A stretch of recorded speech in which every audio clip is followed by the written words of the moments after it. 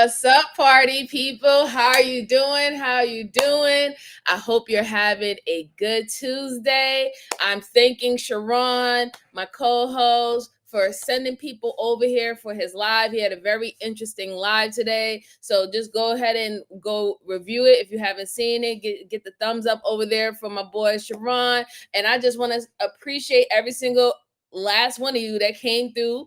Hello, Foster Hunter. Hello, Bruce. It's good to see you, sir. Hello, Karen. It's good to see you, sis. Miss Jalen, it's always great to see you. And Moon, darling, how are you? It's so great for you to come back. How are you, dear? And Young Reyes, hello, hello. Thank you so much. Thank y'all for supporting, and make sure you're hitting the like button when you come in. So like I told you guys, oh, hi, Abraham. How you doing? Good to see you. Good to see you. So I told you guys, I am doing an open panel. This will be an open panel. I have 3 cases for you guys, as always, that we're going to discuss.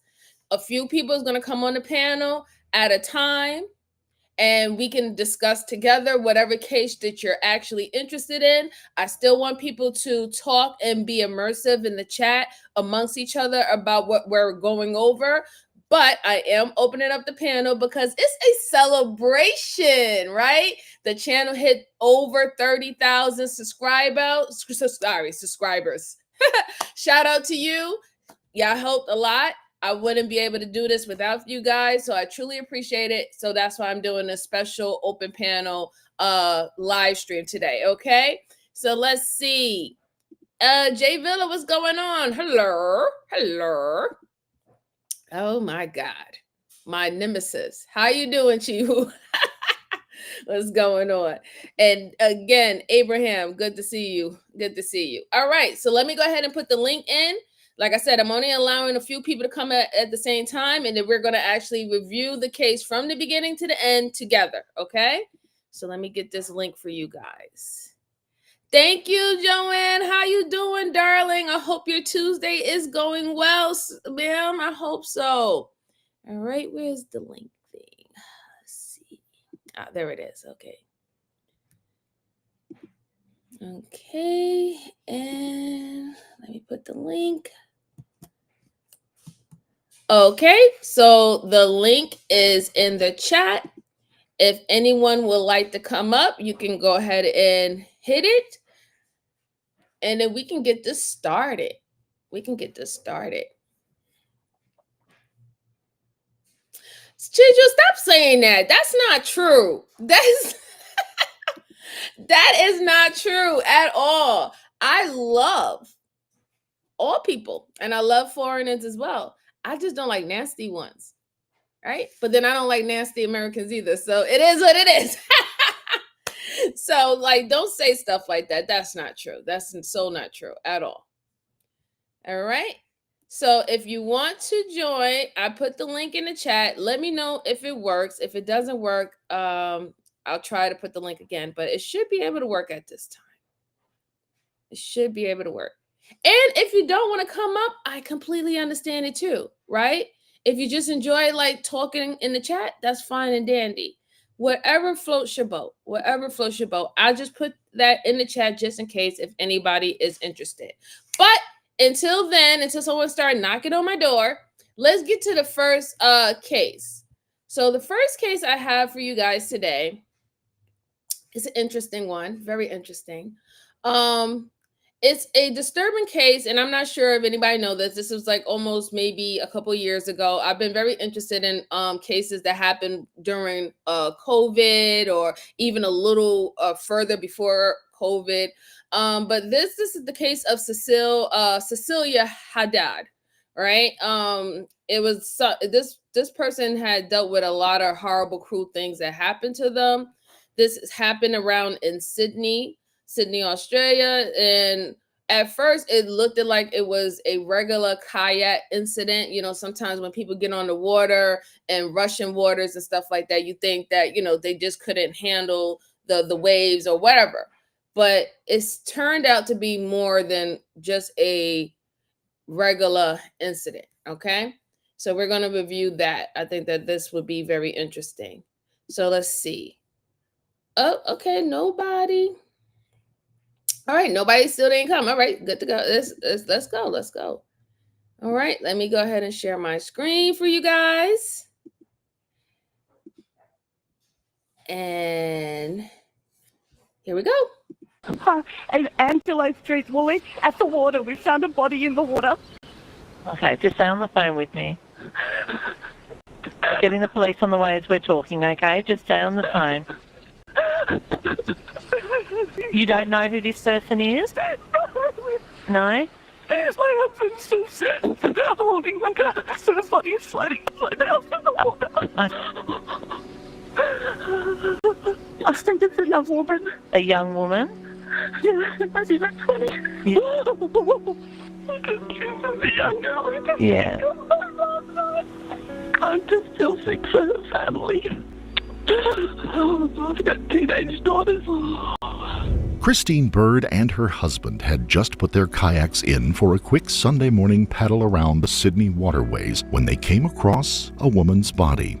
They were in the Woolwich suburb of Sydney near Angelo Street around 10:15 in the morning. As Christine called 000, the Australian emergency number, her husband worked to bring the body back to shore. The body was face down and just barely floating above the waterline when they found it. They were able to turn it over and bring it in.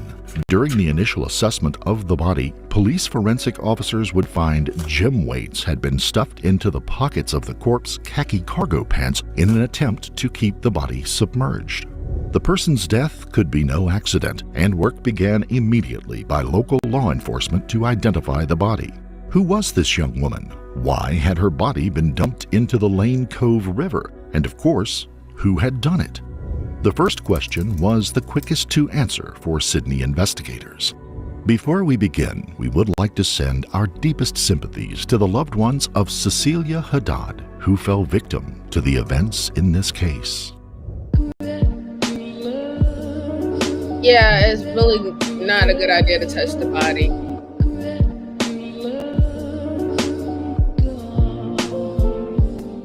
Cecilia Hadad was a 38-year-old Brazilian native who had immigrated to Australia years earlier to work for the Billiton BHP, a major mining concern. In 2016, she had come to the country and settled in Perth in Western Australia. There, she quickly made friends among the sizable number of Brazilian immigrants. Australia has, in recent decades, welcomed immigrants from around the world to bolster its workforce as their economy grew at a rapid pace. The first wave of Brazilian immigrants came in the mid-1970s, attracted by economic conditions created by the government assistance scheme. 2 decades later, as Brazil's economy grew and they became more involved in international trade, another wave of immigrants came to Australia, many seeking education. Oh, Bruce, you be killing me though. Like you just be coming out. Yeah, man. I had to move the truck. I had to move the car. I had to go, bury my cat. Like you be having me dying, Bruce. But I'm so sorry for your loss of your cat. I really am. I'm sorry about that. Definitely. And Chiju, yeah, it would definitely be a homicide because apparently she didn't drown herself, right? So and Riaz, you're more than welcome to come up. The link is there. So, anybody who wants to come up and discuss this, you sure can. Okay. All right, here we go. And opportunities to leverage their language skills in the job market. Cecilia was a graduate of the Pontifical Catholic University of Rio de Janeiro and held both bachelor's and master's degrees. She was fluent in Portuguese, Spanish, and English, and was a natural when it came to business. She would go on to receive additional accreditations from the Melbourne Business School and the University of Tasmania after arriving in Australia. Hey, Young, what's going on? Hey. During her time in Perth, Cecilia led a busy life as she built a career for herself and a large circle of friends. She led a very active lifestyle, volunteering extensively, having a short list. So, did you say anything, Young Riaz? Sure, just pretty much said those. I'm doing all right though. Are you okay? Yeah, I'm cool. You sure? Because I remember you Mm-hmm. was upset the other day. So Oh wait, the other day, yeah, I think one time though someone was saying something to me though. Think it was not the other day. I think it was the day before that though. Someone was saying something to me like that though, and it was like about the faith thing or something like that, and that's what kind Mhm. of got me like that. So that's what I think happened to me that time, and then I think I got better yesterday. Okay. All right. So I'm glad you're feeling better. All right. So we're going over a case of Cecilia Habad. Apparently, her body was the one that was found from that lady while she was canoeing or kayaking. And we're going to see what happened to her. It seemed like she was she was a bright future. You know, she came from Brazil. She spoke many different languages. She had a good career. So we're gonna find out why did she come to this watery grave? What happened? Okay. Okay, All right. So let's play a little bit more. And if you do have something to say when we hear anything, you can speak about it. Okay. okay, cool. Lived marriage that ended in divorce, she would keep contact with many of her friends that she had made there even after moving all the way across Australia to Sydney in New South Wales for job opportunities. In the following years, she would spend time traveling back to see friends anytime she could and talking with a number of them almost daily. She had taken a job with Pacific National in Sydney and made the most of her time there, not just growing within the company, but leveraging her expertise in industrial and international logistics to create her own separate business, CHC Consulting. During this time, she had even been called on to be a speaker at the Women in Roads, Rail, and Transport Leadership Summit in 2017. She settled in the Ryde suburb of Sydney, taking a nice apartment on St. Anne Street, not far from the waterways and the coves that make up the large Sydney Harbour area. She also continued to work within the community upon reaching Sydney. She volunteered as a fundraiser for the Heart Kids Foundation and as a support worker for the disability service higher up. Somehow she found time to fall in love and start a relationship. In 2017, she met a man, Mario Marcelo Santoro, and the two hit it off quickly. He was also a professional who had come from Rio de Janeiro. He worked as an engineer and seemed successful as well. Their shared interests and background made them a good match. The two traveled together and seemed to have a very good time with each other. That is, until they didn't. As relationships sometimes do, theirs didn't seem to work out. Cecilia confided in her friends on a visit back to Perth that the relationship wasn't what she wanted it to be, and Santoro was not long-term material. What she told them of his actions made them request that she end the relationship and send him packing. Her friends, Carol Kamara and Rita Marasil, would later say Cecilia had told them that she didn't fear Santoro and that there would be no way he would ever hurt her. In May of 2018, after a couple of rocky weeks between the two of them, Cecilia told Santoro that they were done. She asked for the key to her apartment back and told him it was time they went their separate ways. Santoro didn't take it well. He apparently had become much more attracted to Cecilia than she wanted to admit. As she pushed him away, he tried again and again to get back in her good graces. What had been an attempt to keep the relationship evolved into him pleading for another chance, and that soon became arguments, and then stalking began. The previously held idea that he would never. So, young Riaz, I know you're quite young because I remember Yeah. your age and I remember your birthday, but from your perspective, did you believe that this was possibly a relationship that turned bad or, a domestic violent case with the information um, that you saw? Mm, I probably feel like it was a relationship that turned bad though. Probably in the beginning it was all right though. They pretty much though, they felt they matched each other, but maybe, her personally though, she's probably like a little bit more advanced than him in a maturity wise sense. Not saying he's not like that, but same time probably during the relationship, I feel like she was more mature than him. Okay. I mean, I understand that. So let me ask you, what made you think that she's a little bit more mature than him? Because the only reason why I'm asking that is when the essayist was speaking, they were mentioning how she thought it was something that was going to be long term, but then in the middle of the relationship, I guess she got enough information that she needed, that she shouldn't be long term with them, especially after what she expressed to her friends and or notified something that he might have did. then Mm.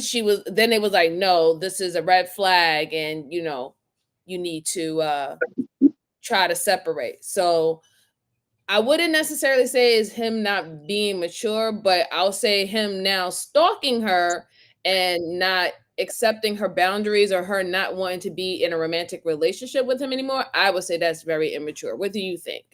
Yeah, I kind of see where you're getting at though, but I'm saying though, not just the maturity part. I feel like though, when I say she's mature, it's not like basically in a mental sense. I feel like she's mature in a way because you know how she's trying to plan out her future and she sees it long term, but then at the same time, she started to notice things first though.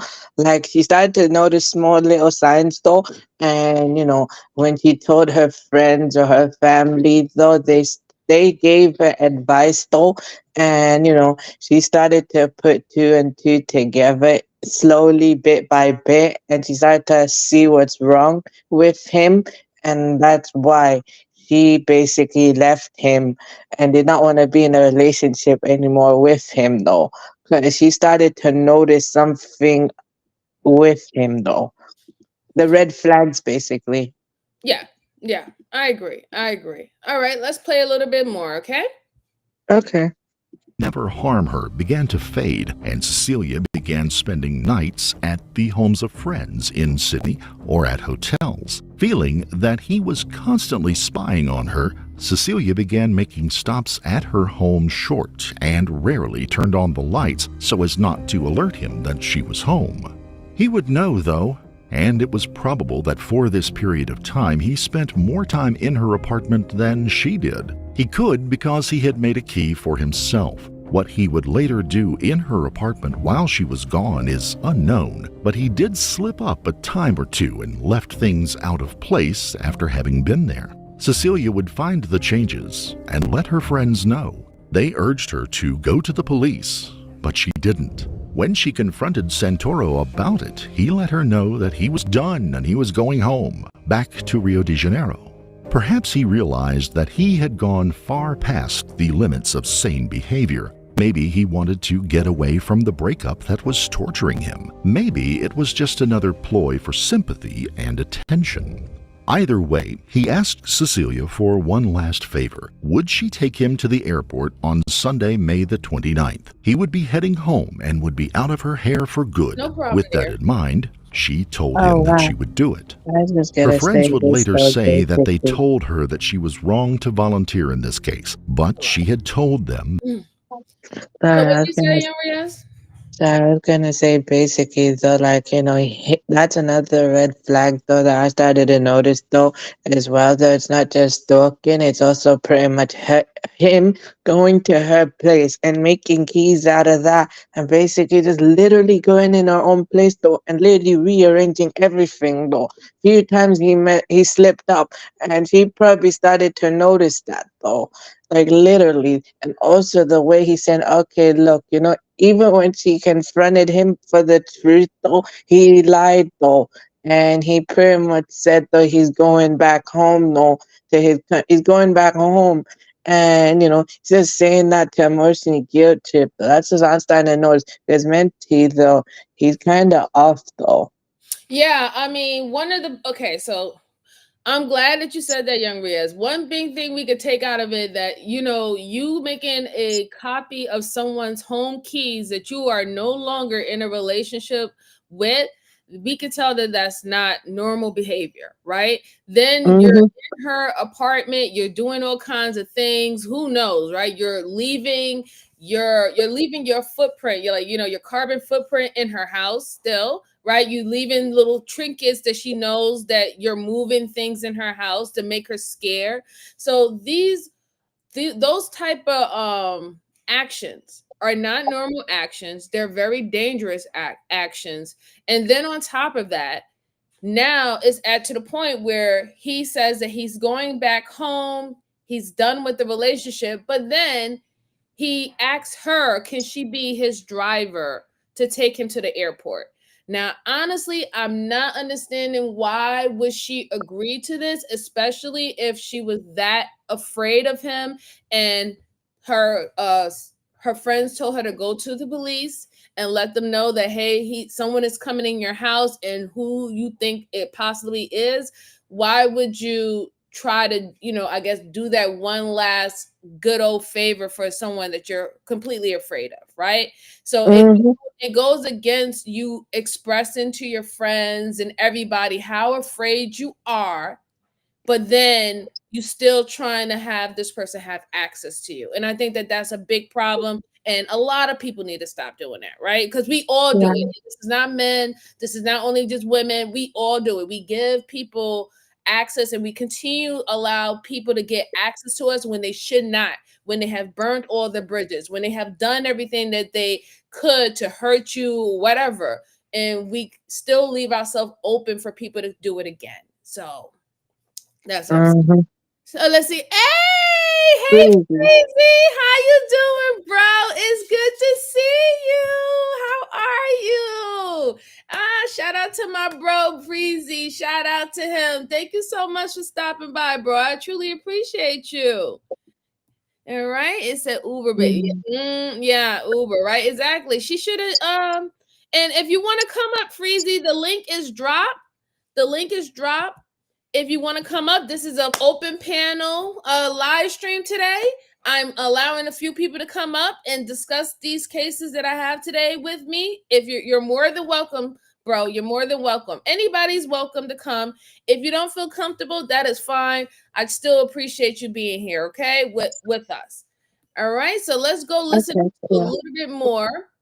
So I was just gonna say though, basically though, that what you just mentioned, that is kind of true in a way though, or like probably though, I guess the other reason she probably did that though is if she said no, it's not like if she can't say no and she will say it no, but he just knowing him though, if she said no, and being afraid of him, no, I don't know, deep down she knows what he's capable of.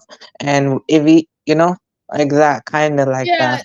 The problem, I agree with you. The biggest thing that I get from this, and this is like only speculation off of the little bit of information that we got. It seems that this person was controlling. There was some behaviors about this man while she was in a relationship with him that made her say, you know what, this is not the right person for me, or I don't want to be in this relationship anymore. So the simple fact is that this guy, obviously he does not respect boundaries. He does not respect someone's privacy or stalking, all the stuff like that. Him doing these type of actions, that would just let me know that he knew her, right? So once she realized who he truly was, he had already identified what type of person she is. And he knew that she's someone who's very loving, caring. She does good things for anyone. She'll help someone out. She's the type of person that would probably take her shirt off and give it to a homeless person if they were cold. He knew that about her, and this why him setting it up, and this is only to assume as if he's our number one suspect, because we don't know that yet. But him setting it up, asking her, can she drive him to the airport? He knew that she was going to say yes because he knows her personality. Right. And even if she said no, he also knows that, he could emotionally basically find a way to get her to say yes in a way. Because even if she wanted to say no and she did deep down, it's just that knowing him though, he's going to find a way to emotionally get to her. Right. I agree. All right, let's go on a little bit because we got so much more video to go through. That she needed to do so. She needed to see the back of him as he left her life so that she could slam the door shut on that relationship and get back to her own life. On Friday, May the 27th, Cecilia spent the afternoon and evening at a barbecue with some friends. They This laughed, poor had woman fun, lost her and life. enjoyed We're trying to themselves find out immensely. who did She'd it. gone home, back to her apartment that night, and slept well. The next morning, she would spend the time between 8 a.m. and 9:30 on the phone and texting with her friends, both those local to Sydney and those back in Perth. She made some plans for later in the day, including meeting one of her disabled clients that she volunteered with. She never showed up. She stopped returning calls and texts. The ultra-reliable friend, co-worker, and volunteer wasn't available. She was gone.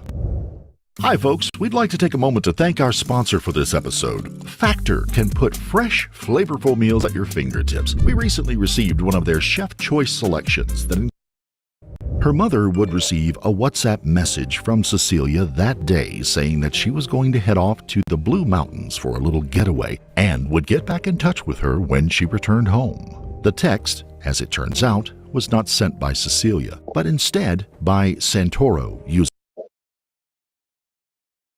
All right, so from here, I'm really concerned. So what it seemed like he did, and this is like I said, all speculation, but what it seemed like he did, he wrote or called her to lure her out to take him to the airport.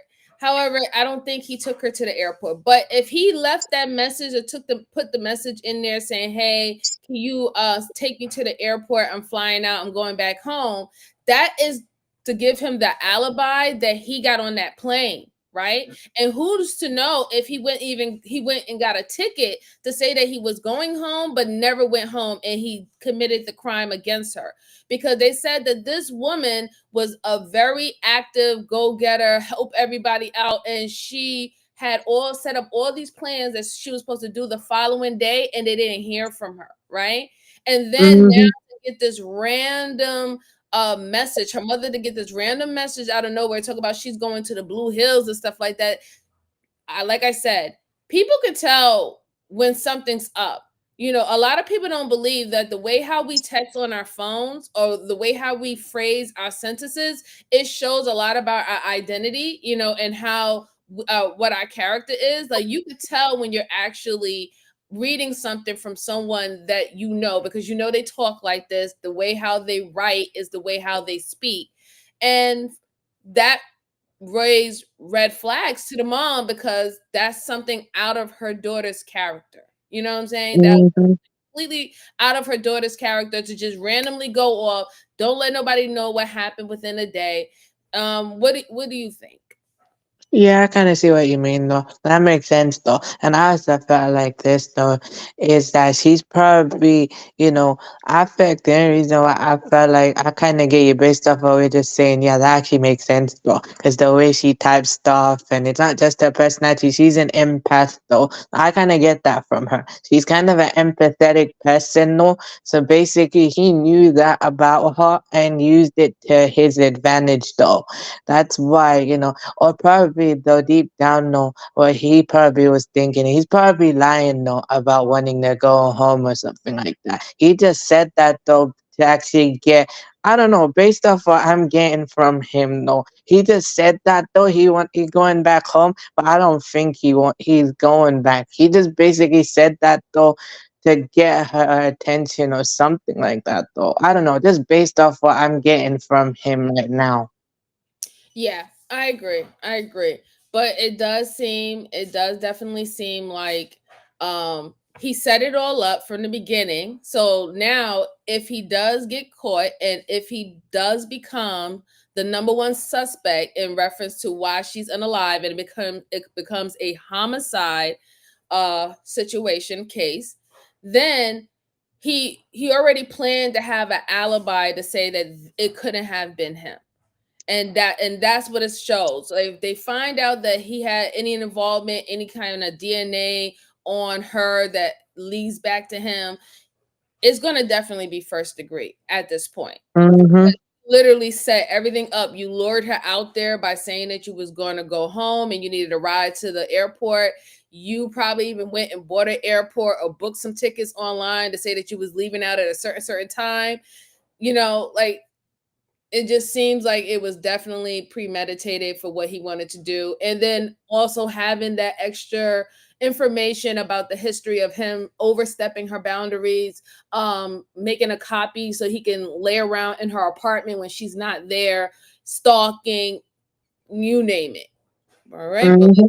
one. Yeah, and I also think that as well, though, she's kind of, you know, she's high, she's an overachiever or like high type and a type thing though that he couldn't keep up with. And also though, when she said no, on this type of thing long term, she like that though, I feel like probably he can't take rejection though. That's why basically based off like, what I was saying though, that's why I get that from him though. Cause that's not a normal type behavior though. Someone rejects you though, though that's it's time to go though. Him, I don't think he gets that.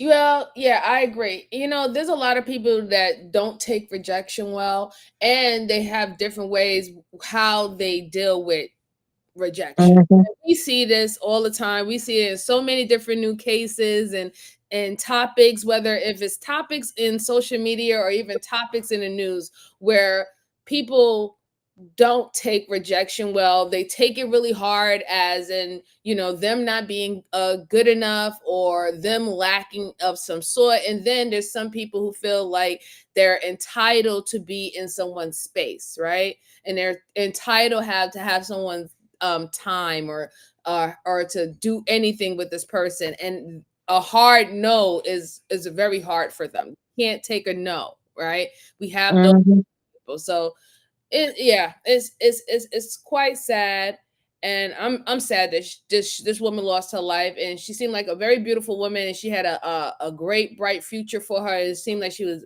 loved by everyone, her friends, family, co-workers. So this is a shame. Let's play a little. Right. I agree with you. And also, though, probably who knows, though, she could have just ended up with someone better than him, though.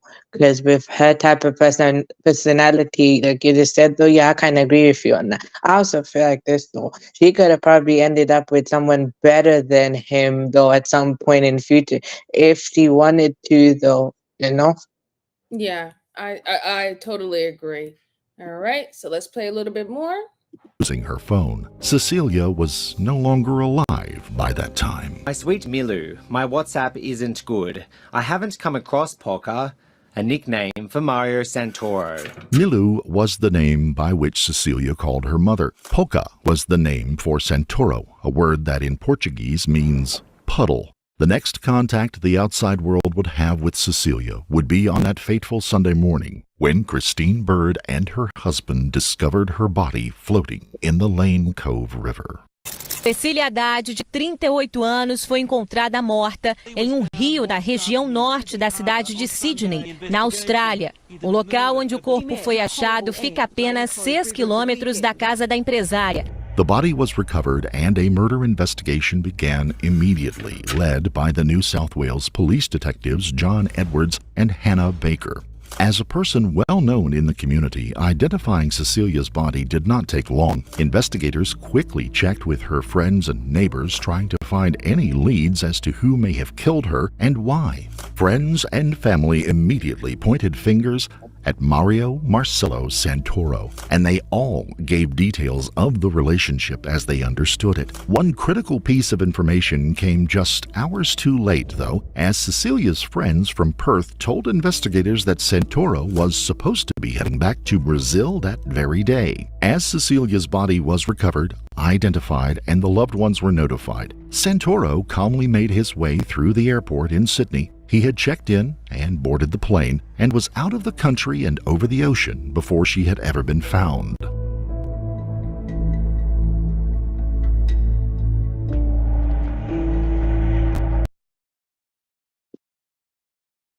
So it literally plays into exactly what I said about him.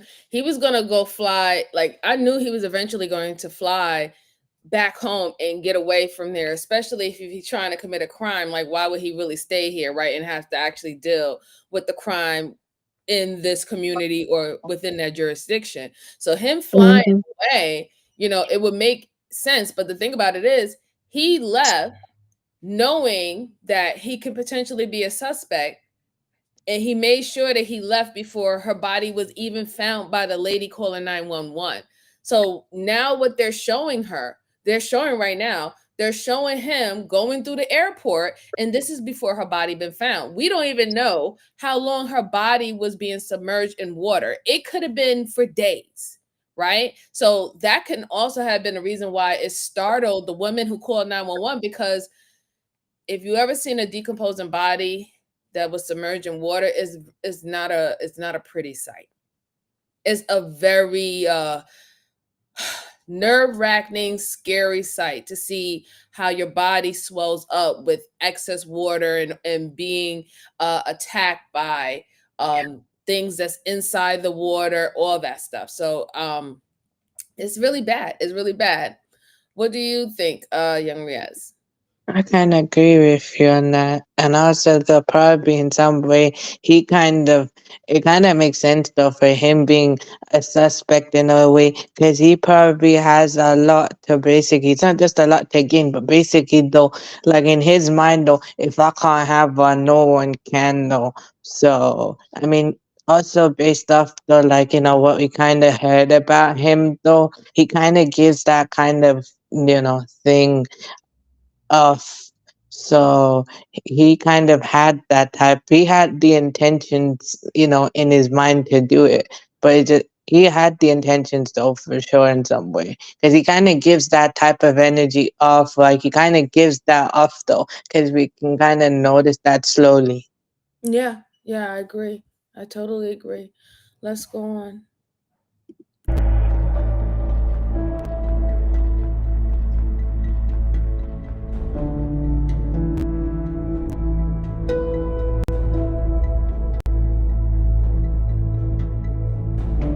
This created an immensely difficult dilemma for Australian police. Had Santoro been in Australia, they simply could have arrested him and brought him in for questioning as their investigation developed. Once he was out of their jurisdiction, there wasn't an immediate course of action for them to take. Time and distance would shield Santoro for a while. Further complicating matters was one particular article in the Brazilian Constitution. While many nations hold permanent extradition treaties between each other or have provisions to create temporary ones, Brazil's constitution specifically forbids it from extraditing anyone to another country under any circumstances. After World War II, a number of accused war criminals made use of that provision to avoid prosecution. Santoro would benefit from this to a degree, but some would argue that in the end it would make things worse for him.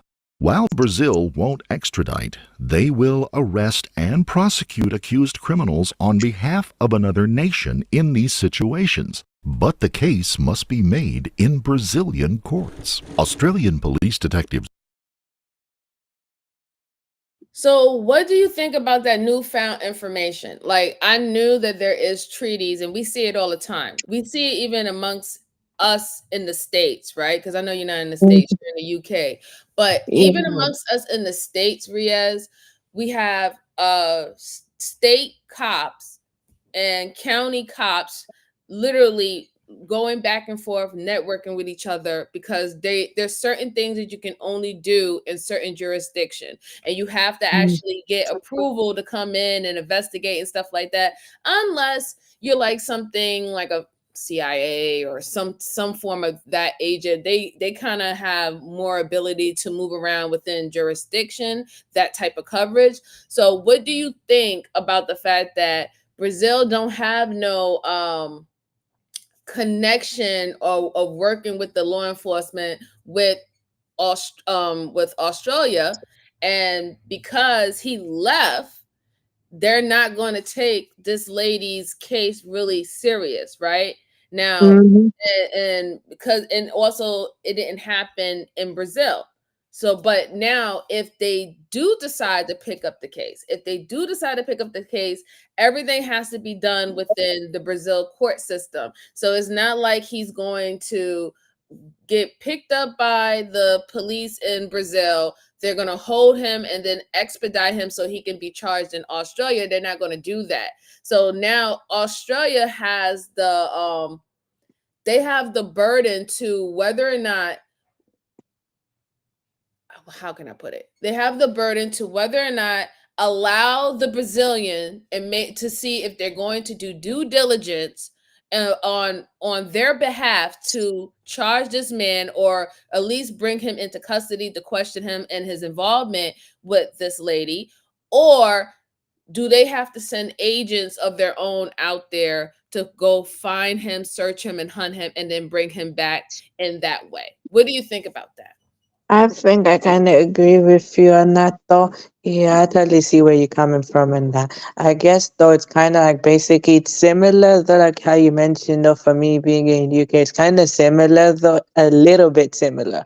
Mhm. But the only difference is, though, instead of state, it's more like council type of thing, though. So you have different council estates and stuff like that. Different council estate or like different regions in different cities and stuff like that, though. They Mhm. got their own version of that. So I can see where you're getting at. Yeah. Yeah, I think that that's really hard. It's a hard situation because now you literally have to leave it up into the Brazilians' hands whether they want to actually prioritize this or not. And I'm gonna just be perfectly honest. There's so many cases and unsolved cases that's in Brazil alone that they're still trying to work on, and rape cases that are dated back to 20, 30 years. This might not be a priority, especially since this woman is a expat from Brazil, right? She's at, she left Mhm. Brazil and she went and became a citizen in Australia.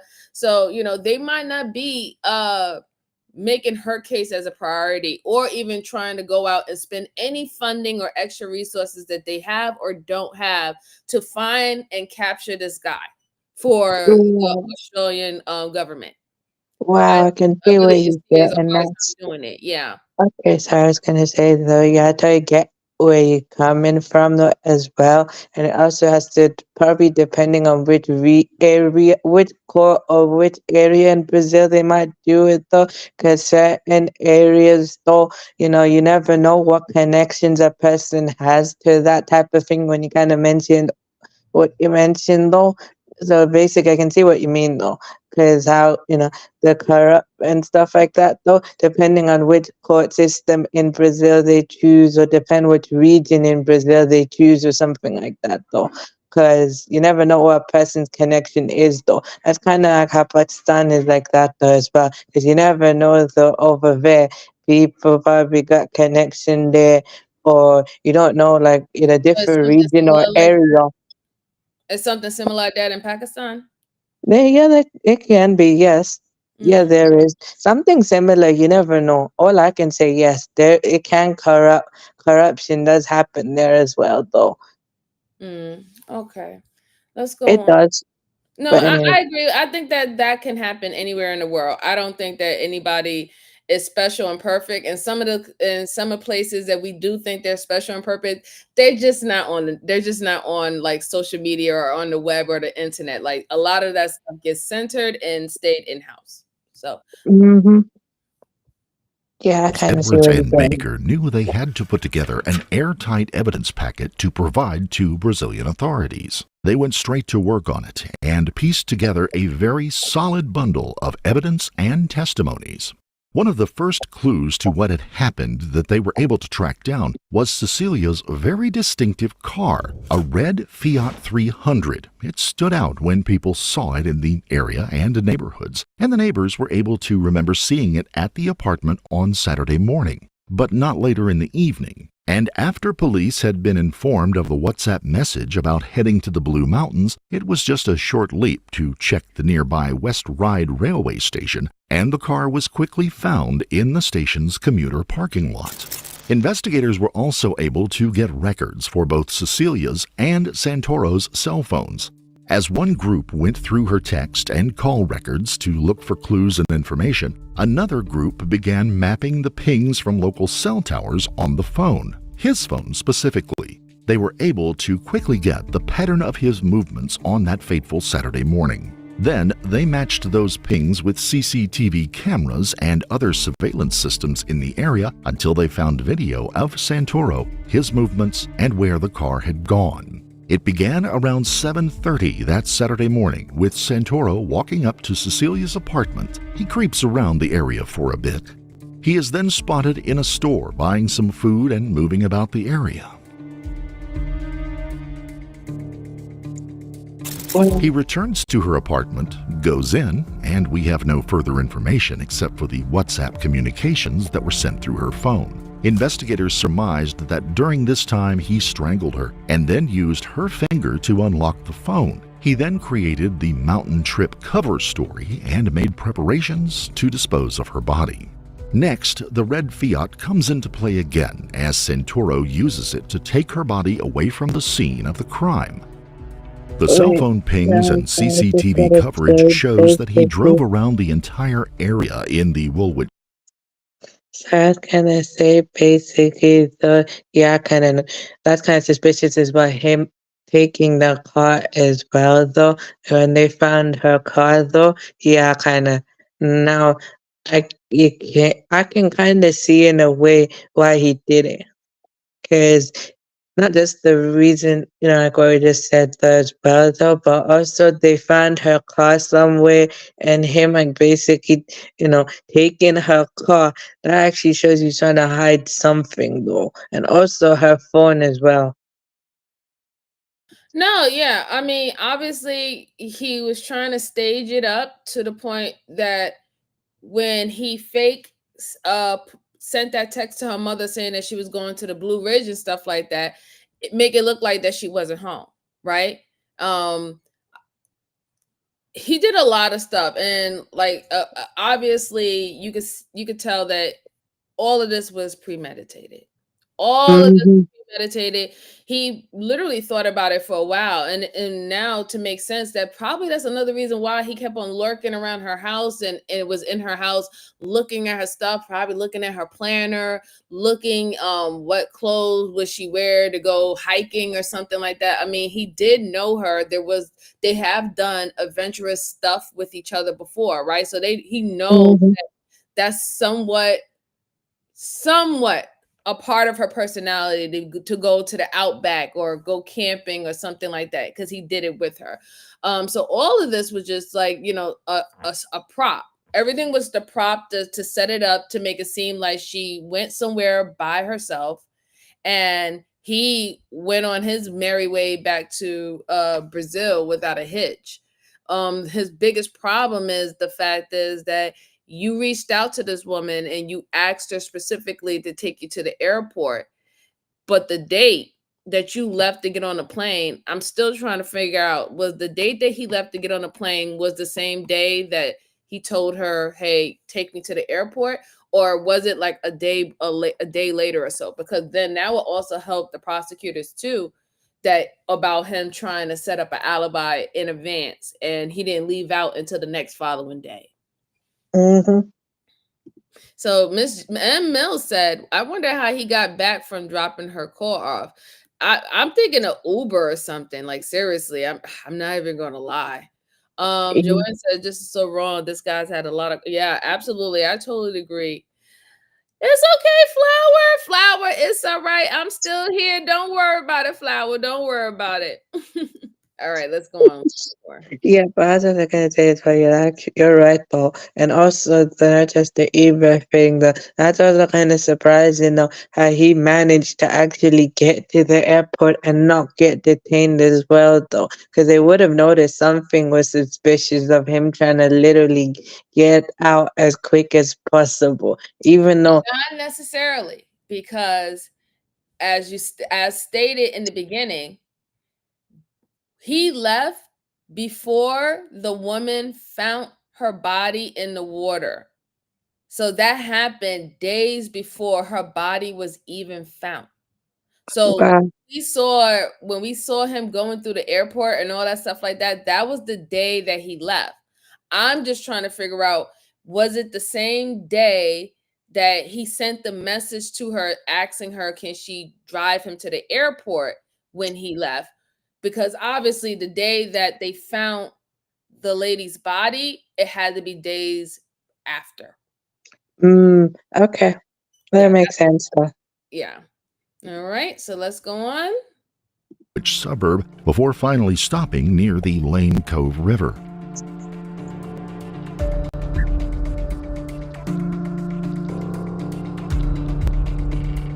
Footage would show him returning to the car just after dumping the body in the nearby river. His wet, bare footprints can even be seen briefly in the video. A pair of shoes owned by Santoro would be found at the riverside spot where he had disposed of her. He moves around the town for a bit more, buying a bottle of wine before heading to the train station to ditch the car.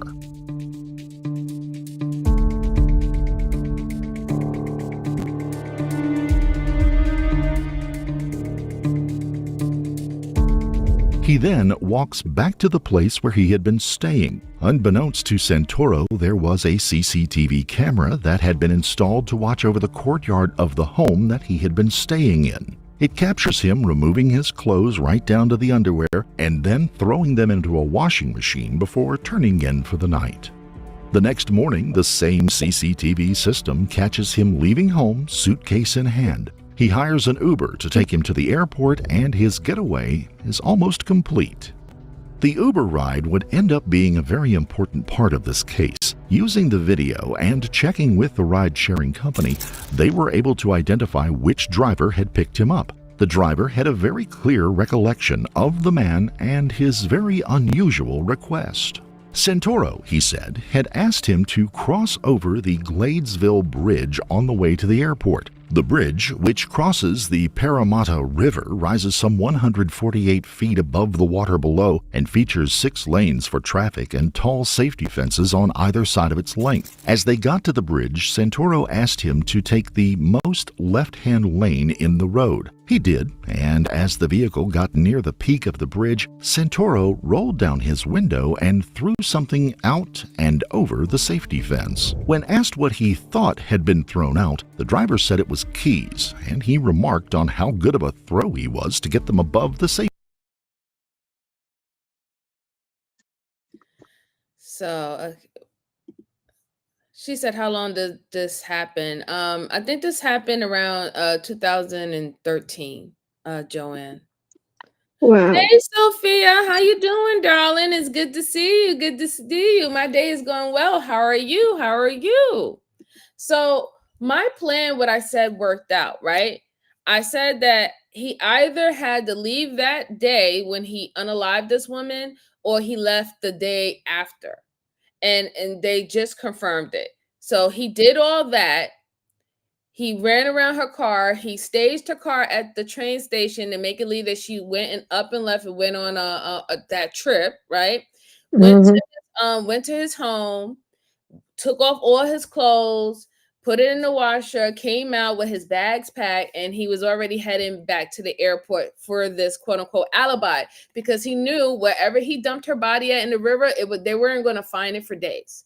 But it was very it's a good idea that they reached out to the cab driver that actually took him, because that was some concrete evidence to actually see the footage that he wanted him to take the Golden Bridge, because he knew the depth of the bridge, he knew how deep the water is, and he knew that most likely if he was to drop any keys or any evidence that will link him to her or link him being in her vehicle, they're not going to be able to find it in that water. Wow. And that's why he waited until he got to almost near the highest point or the depthest point in the water to actually fling the keys out. Okay. Yeah, you're right though. And also probably him disposing of his shoes as well though. Like basically, is it like I think he walked out the house without any shoes, that he walked barefoot as they found his footprints and stuff. Yeah, I mean, they're probably gonna find his DNA and stuff like that in her car, right? Because he went and staged the car. So unless he has some wipes or something like that, which I don't really think he did, because he had in her phone the most important alibi was he asked her, "Can you drive me to the airport?" And she said yes. And that's why I said that was all planned out to make. So even if you were to find his DNA in her car, they're going to think by, going through the phone records, well, she said she was going to drive him. So, why wouldn't you find him in the car. You see what I'm saying? This guy was very smart with it. He was very smart with it, and he also probably knew about Brazil, and when it comes down to law enforcement in Brazil and the limitation of their jurisdiction or the limitation of other countries' jurisdiction while it comes down to criminal activities, and the person is from Brazil. He probably knew all of that before he actually did it. And like I said, I believe that he took all the time while he was stalking. He was in her house, laying things, messing up things and all that stuff like that, probably even laying in her bed or whatever. He was taking all his time to plot everything out the way that he did. Mm-hmm. I agree with you, so that makes sense though. I just also probably what stood out to me mostly though, for what I've heard though, while I was playing though, is him walking out the house without any shoes and where they found his shoes and stuff like that though. That's just what I actually, that's what stood out to me, during that moment though while we were listening to it. Yep. All right, let's go on a little bit more. Let's see what happens. Safety fence. It would take police divers 3 weeks of searching under the bridge before they found the key set. Not only the Fiat key that worked in her car, but also a very distinctive key fob souvenir from the Christ the Redeemer statue in Rio de Janeiro. Oh, so they lucked out. They found the key. That's good.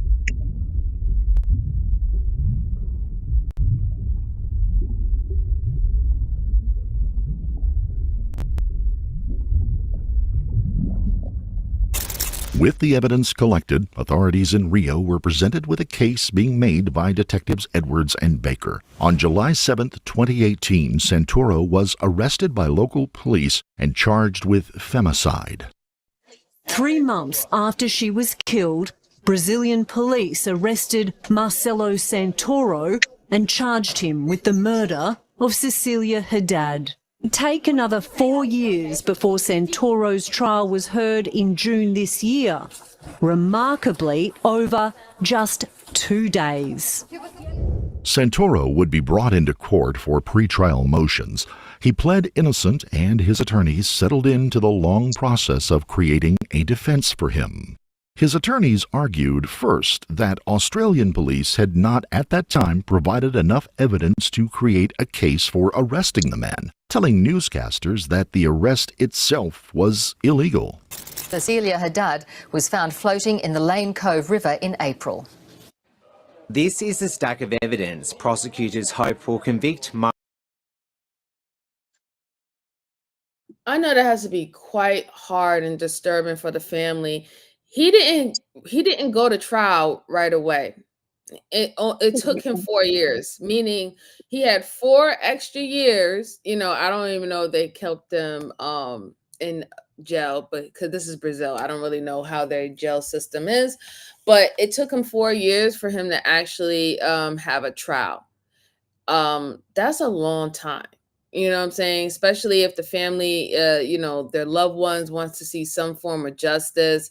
They had so much time to bury this person, have a repass, and probably even set up a foundation for her or donate it to a foundation for domestic violence at this point. And it's just like, that's just too long.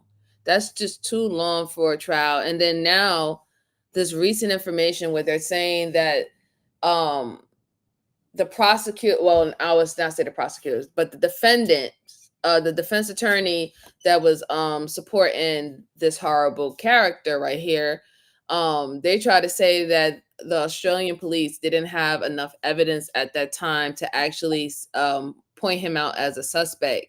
And I think that's very weird for them to say. Like, that's to me personally, that's some clown shit. Well, Because because I mean, all that video footage, how can you say that that's not enough evidence? You literally see video footage or see from CCTV cameras at him at her place, back and forth around her place, him driving her car. There's just too much stuff. Even the records, the phone records about what he was sending her, the back history of their relationship, but now you're saying that that wasn't enough evidence? That's just weird to me. Yeah, I kind of agree with you on that though, because also though he did leave some evidence behind though, and him saying it was illegal though, illegal arrest and stuff like that though. But I kind of agree with you on that though, because that just actually it's also the signs were kind of there in some way though, the red flags though on what he do to her in a way, and he kind of had the intentions in some way. So I kind of agree with you on it. Yeah. All right. Well, let's see what else his defense attorney is going to fight for him about. Mario Santoro of murder. His lawyers aren't convinced. We haven't received the evidence from Australia, so from a defence point of view, Mr. Santoro has been wrongfully in prison. Judge Daniel Cotta felt differently and remanded Santoro over to await trial in jail. In the meantime, the Brazilian government weighed a request for alternative tactics that might allow Santoro to stand trial in Australia instead. While Santoro had been born in Rio de Janeiro, his passport was actually one issued from the country of Italy. It was argued that by that document it would be considered possible that Santoro was liable to have his Brazilian citizenship stripped away, along with its extradition protections. In the end, it was decided that while clever, such a move would set a precedent that would be at odds with the intent of the Brazilian Constitution. He would remain a Brazilian citizen subject. Wow. Dang, man. If they would have been able to get away with that, then that would have definitely helped the Australian police. They messed up, man. Like I don't even know why. If he has I know some people can have dual passports, right? And dual citizenship. But unless you have that on record that he actually went through the process to have dual citizenship in Italy and also in Brazil, but have a work visa to work in Australia, unless you have all that paperwork, I mean, technically, he shouldn't be a Brazilian citizen, you know what I'm saying? And he shouldn't be held to that form of protection. But I understand why, from a bigger scale type of situation, why they couldn't allow that to happen, because that would have been something that would have been president, and it could probably have changed the friendship or the networking connection between these countries. And when it comes down to citizenship, work visas, and also getting a passport, being a foreigner from this country.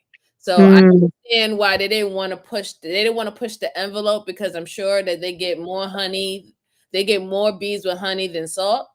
Meaning, why would you take away from your country that it allows your country to get extra resources and people who wants to invest in your country from other countries?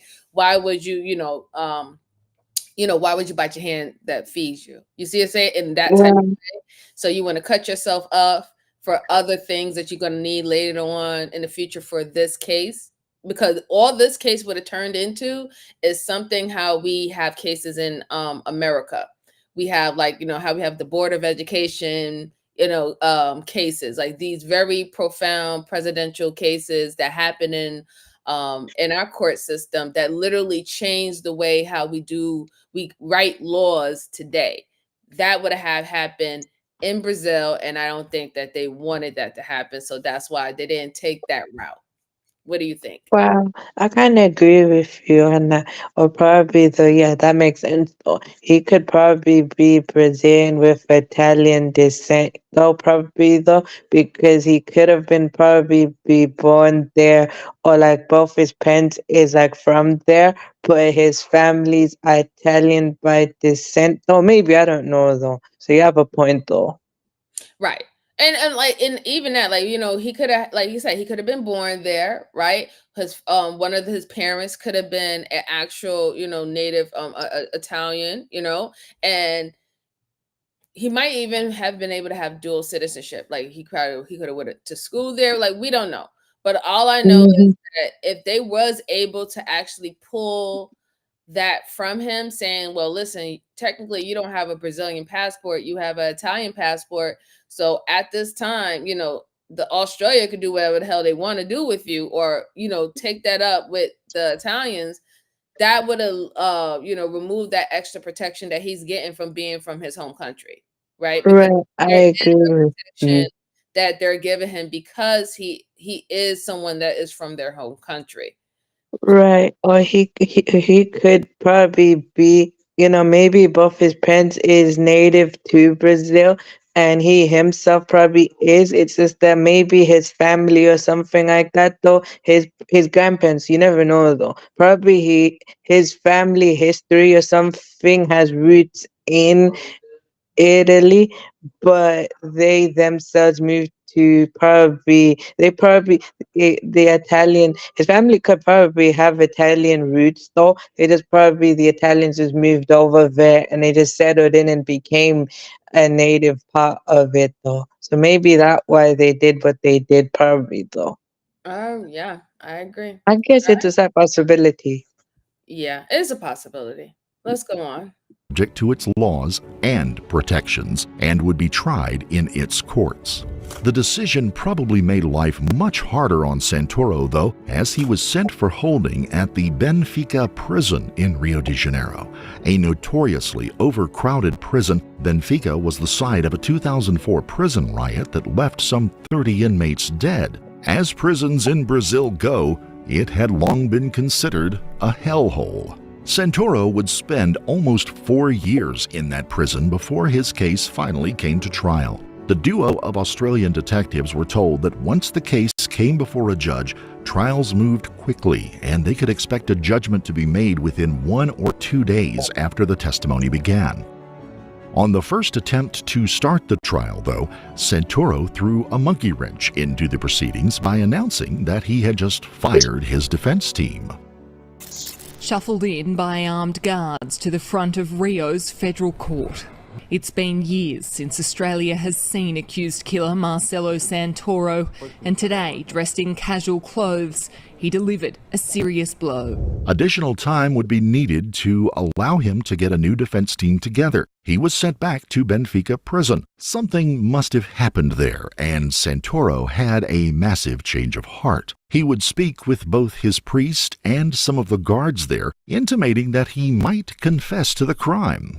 On June 21st, Santoro was brought back into court for his trial. Cecilia's family and friends turned out, some wearing white T-shirts emblazoned with her photo on them. Some spoke to the media outside the courtroom. Others who still lived in Australia would testify before the court through video conference. Ela já tinha ajudado ele em tudo, não precisava ajudar em mais nada. Ela só queria ele fora do apartamento e ele não saiu do apartamento. Detectives Edwards and Packer would also take part in the trial. And then, during the first day of testimony, Santoro emotionally broke down and admitted to murdering Cecilia. E disse que estrangulou a ex-namorada no momento de transtorno. Arrependido. Foi assim que Marcelo se apresentou no tribunal. O engenheiro chorou durante o depoimento e pediu perdão à família de Cecília. Por isso que eu peço, eu sei que perdoar não faz esquecer, mas cura, entendeu? Cura. Apesar da confissão, Marcelo Santoro rebateu alegações feitas no júri. Negou que era sustentado pela vítima. He would tell the court that he had gone to her apartment uninvited on that fateful Saturday morning to get his passport from her. The two had argued, and that he had reached out and grabbed her around the neck and squeezed it until she fell back. He couldn't say whether she had hit her head on the way down or anything like that, but she was dead right then and there. He admitted to disposing of her body after weighing it down and knowingly fleeing the country. O engenheiro afirmou que ficou transtornado no meio da discussão e fugiu para o Brasil por não saber o que fazer. Versão que a família de Cecília não aceita.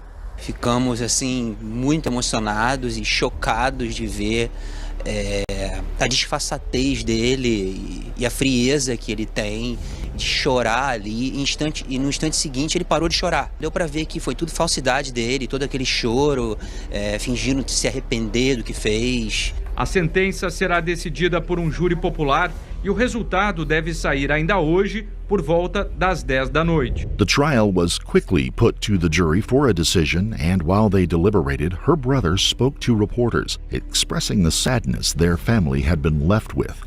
In the end, the jury of 7, 6 women and 1 man, would find him guilty of murder and attempting to conceal the body. Mario Marcelo Santoro would receive a sentence of 22 years for the murder of Cecilia Hadad and an additional 5 years for the concealment charge. Santoro was returned to Benfica prison to serve out his sentence. If you found this case compelling, don't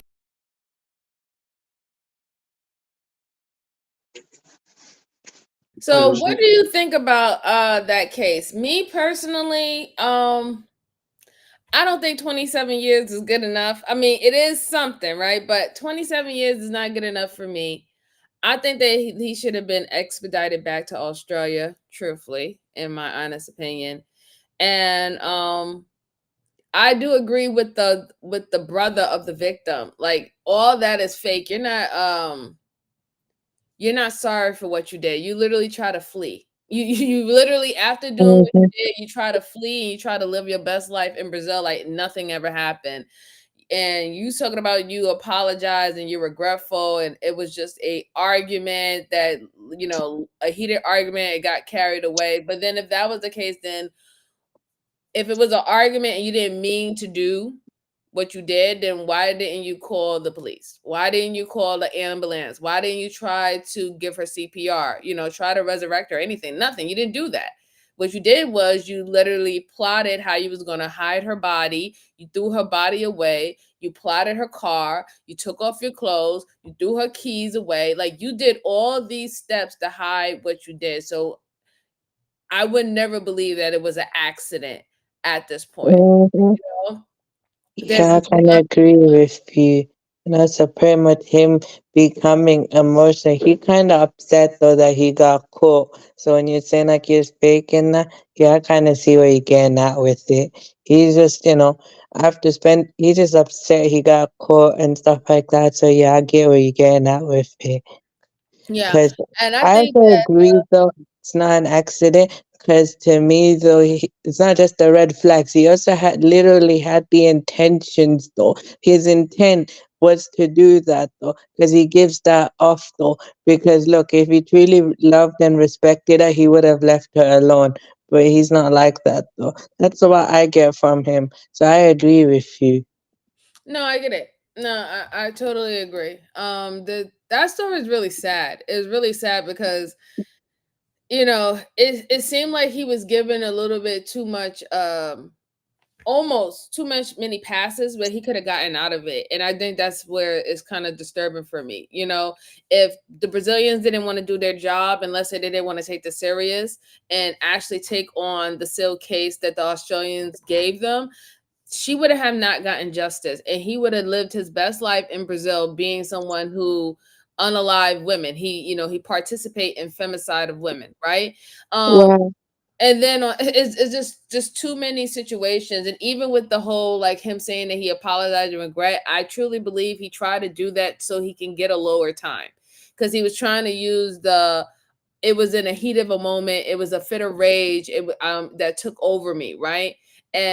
But obviously, with the history of their relationship and having the eyewitnesses, having the mother, having her friends, and all of them speak about their dynamics of their relationship prior to this incident, you was always a violent person. You was always aggressive. You was always violating her boundaries and not knowing when to say no. So we cannot say that this was a fit or rage situation, because if there weren't no fit or rages when she told you that she didn't want to be in a relationship with you anymore, and you was stalking her, and you made a copy of her key and you're laying in her house while she's not there. You know what I'm saying? Where was the fit or rage then when you was doing all that? So that's why I'm not really feeling that. No, I agree with you. That's why basically he gave that off though as well though. And yeah, you're right. They're probably the Thank you, other reason. Flower. Oh, sorry, I was gonna say Go though. ahead.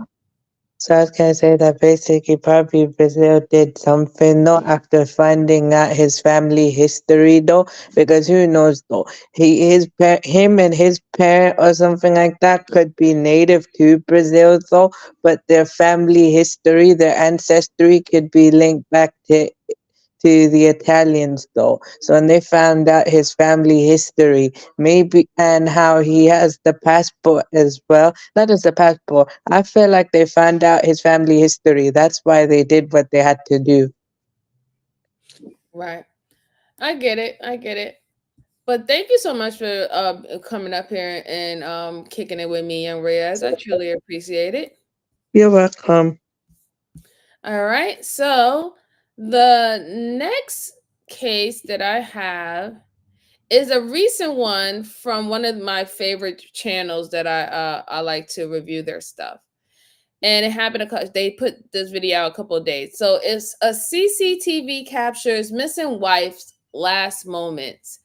And apparently whatever the police found was very terrifying to them. So I wanted to review this. This was put out 8 days ago from, I think this is from Stay Awake. I love that channel. Please go ahead and subscribe to Stay Awake and Beyond Evil, all that good stuff. Red Tree Stories, all of them. I love their channels. I love their videos because their videos are very easy to dissect and it's palatable for so many people to review it. So that's why I use their videos.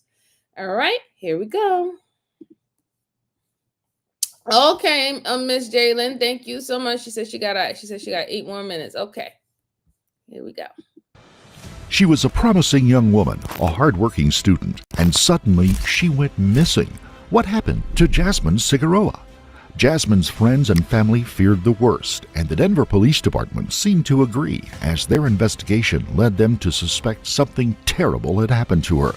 Someone close to Jasmine could be responsible for her disappearance. So we were sleeping here, and we'd appeared a big boom above us. It was over her husband, because she didn't know if to divorce him or not, because they had an argument that those 3 months ago where he tried pulling her out of the car. She just told me I have a confession to make. I haven't been completely honest with you. I've been in an abusive relationship with Johnny.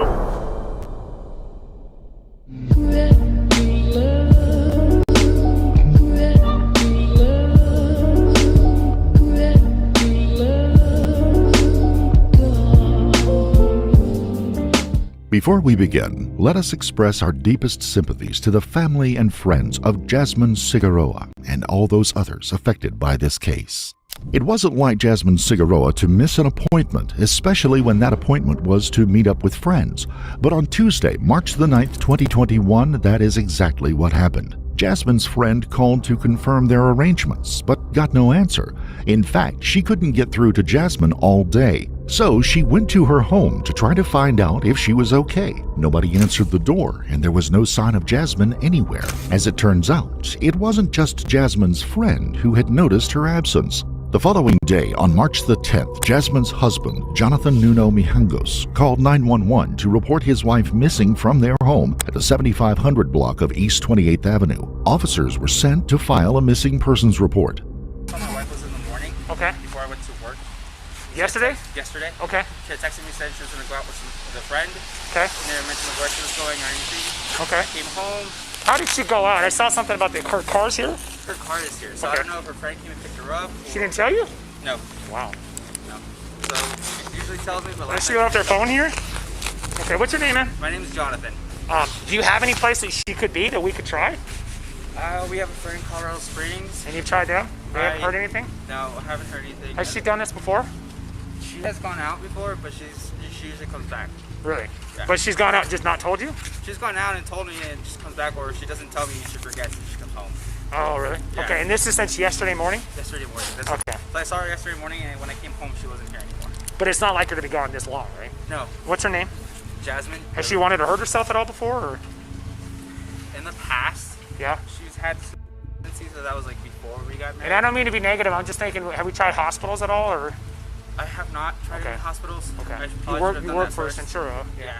Jonathan had told the officers he hadn't seen his wife since the morning of the 9th before he went to work at 9 a.m.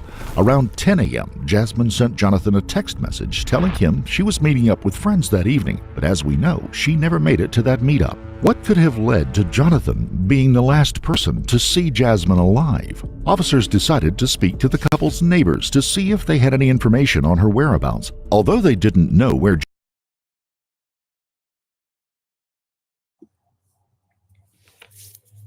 Oh, okay, no problem, Joanne. I'll put it in the chat for you. So off the bat, I think it's a little fishy that the husband seems to be the last person that saw her alive. She was supposed to go out with her friends, meet up with her friends, and they're the ones who like, wait a minute, why she didn't come? We knew that she was on her way, she was en route. They're concerned. And he really doesn't. You're right, Moon. He really doesn't seem that concerned about her. Now, mind you, I'm not trying to drag him all the way to the mud because we don't know whether or not if he was involved. I just find it funny how, you're the last person that she spoke to. You're the last person that she notified that she was going out with her friends, and she never made it to that event. So you're speaking to the police officer, and it's literally early in the morning the next following day. Where was your concern about going to hospitals, checking if she was in a ditch? Where was your concern? Looking at looking at his uniform, it seemed like he's in the medical field himself. So I'm kind of weird about that the police officer had to ask you, did you even think about checking hospitals?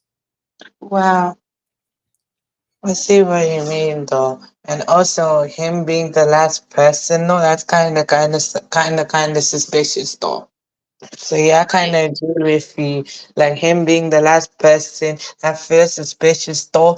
And where was the concern when she actually was gone, though? And if he did go out with a friend and stuff like that, why didn't he ask the necessary questions, though? Where you going, though? Who you going with? And when do you plan to be back, though? It's funny. He knew that she was going out with friends. Mhm. But the simple fact is that it seems that it was the friends who was more concerned about her not actually making their play date than him worrying where was his wife at. I'm sure at this point, if she was supposed to meet them at night, I'm sure that they called him. Right. I'm sure that they called him and say, hey, we supposed to meet up with your friend, your wife. Why she's not here? Did you hear from her? Whatever not. And then you don't go and check and see whether or not if she's in after a certain amount of hours. You don't go check the hospital. You don't call nothing. You don't call anything. Here it is in the morning time. The police comes over here, and the first thing that you want to mention, and I'm gonna agree with Miss Jalen, first thing you want to mention is she wanted to delete herself before. And you also mentioned saying that she has gone out and just do her own thing, whatever not, but she never stayed away this long. But you made it a point to say that she goes out and sometimes she tells you, sometimes she doesn't, but she never been away this long from home, right? And then you want to also say that she have thought about that in the past about deleting herself. Well, wait, but I should agree with you as well, though, like when you actually mentioned the way he spoke is in the past tense, though. So the way, I kind of agree on that, though, 100%, though. Because, her friends, though, showed more concern, though. It was like when the friends he told him that she's going out with friends, he's like, okay, whatever. That is what he gave off, though. Because if he truly cared, though, he would have not just asked necessary questions, though, but also show more concern, though, as well as where did she go and stuff like that. I kind of agree with you on it. Yep. All right, let's go on. Let's hear. They're going to start talking to the neighbors. So I guess they're going to get an idea about the dynamics of their marriage. even somewhat of an idea about her personality, the lady that's missing, and her husband. So let's go on. Jasmine was, they did notice some suspicious activity coming from their apartment. When I knocked on the door, I mentioned that we were here in regards to your neighbor who, excuse me, has been reported as missing. Yeah. And I was just wondering if you know anything about it or what's going on, or... So, not yesterday, day before. So the 8th? The 8th, okay. Right? Because our son had a doctor's appointment at 11. So we were sleeping here, and we'd appeared a big boom above us. Okay. The appointment was on the 9th? Okay, yeah. Thank you, sir. Okay. Yeah, it was the 9th, because, 11 o'clock appointment. So, we was all sleeping here. We hear a big boom, and it woke us all up. Was it 11 a.m. or 11 p.m.? A.m. Okay. And normally we thought it was the dogs running, because that's what we normally hear, but this boom was a huge boom. Okay, they have dogs? Yeah. Okay. So after we heard the boom, you heard the dogs barking, so maybe it was like they're just running, playing with the dog, because then it calmed down. Okay. So then we still laid here for what? It was like 20 minutes before we heard the car. And it started up, and I was like, I hope it don't wake up the baby, because it's a loud car. What kind of car is it? It's a Cooper, Mini Cooper. A Mini Cooper? What color? Red, with a white top. Okay. So it is normal. It started up and sat there, because that's what she normally do. She would get in the car, she would sit there, do what she has to do, and then she'll pull off. So then that happened yesterday. Okay. And then it seemed a little weird. It's kind of a little hesitant when it was pulling off. It's not the usual noise. So okay. We didn't pay it no mind. We ended up leaving, get dressed. I want to say, wasn't the red car gone before we left? So that's a very crucial key that this neighbor just said to the cops, right? And I hope they wrote it down. I mean, we're looking at it, so that means they had their cameras on.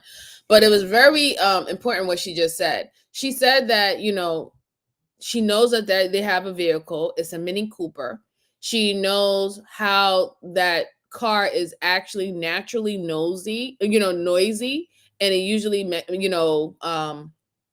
disturbs their baby's peace when they're resting. But she made the mention to know that when it started up that day, it sounded different, meaning as if maybe it's heavier, right? Or it's taking more power to move the vehicle due to whatever is inside of it. But she made it known to let them know that it sounded different than it normally did.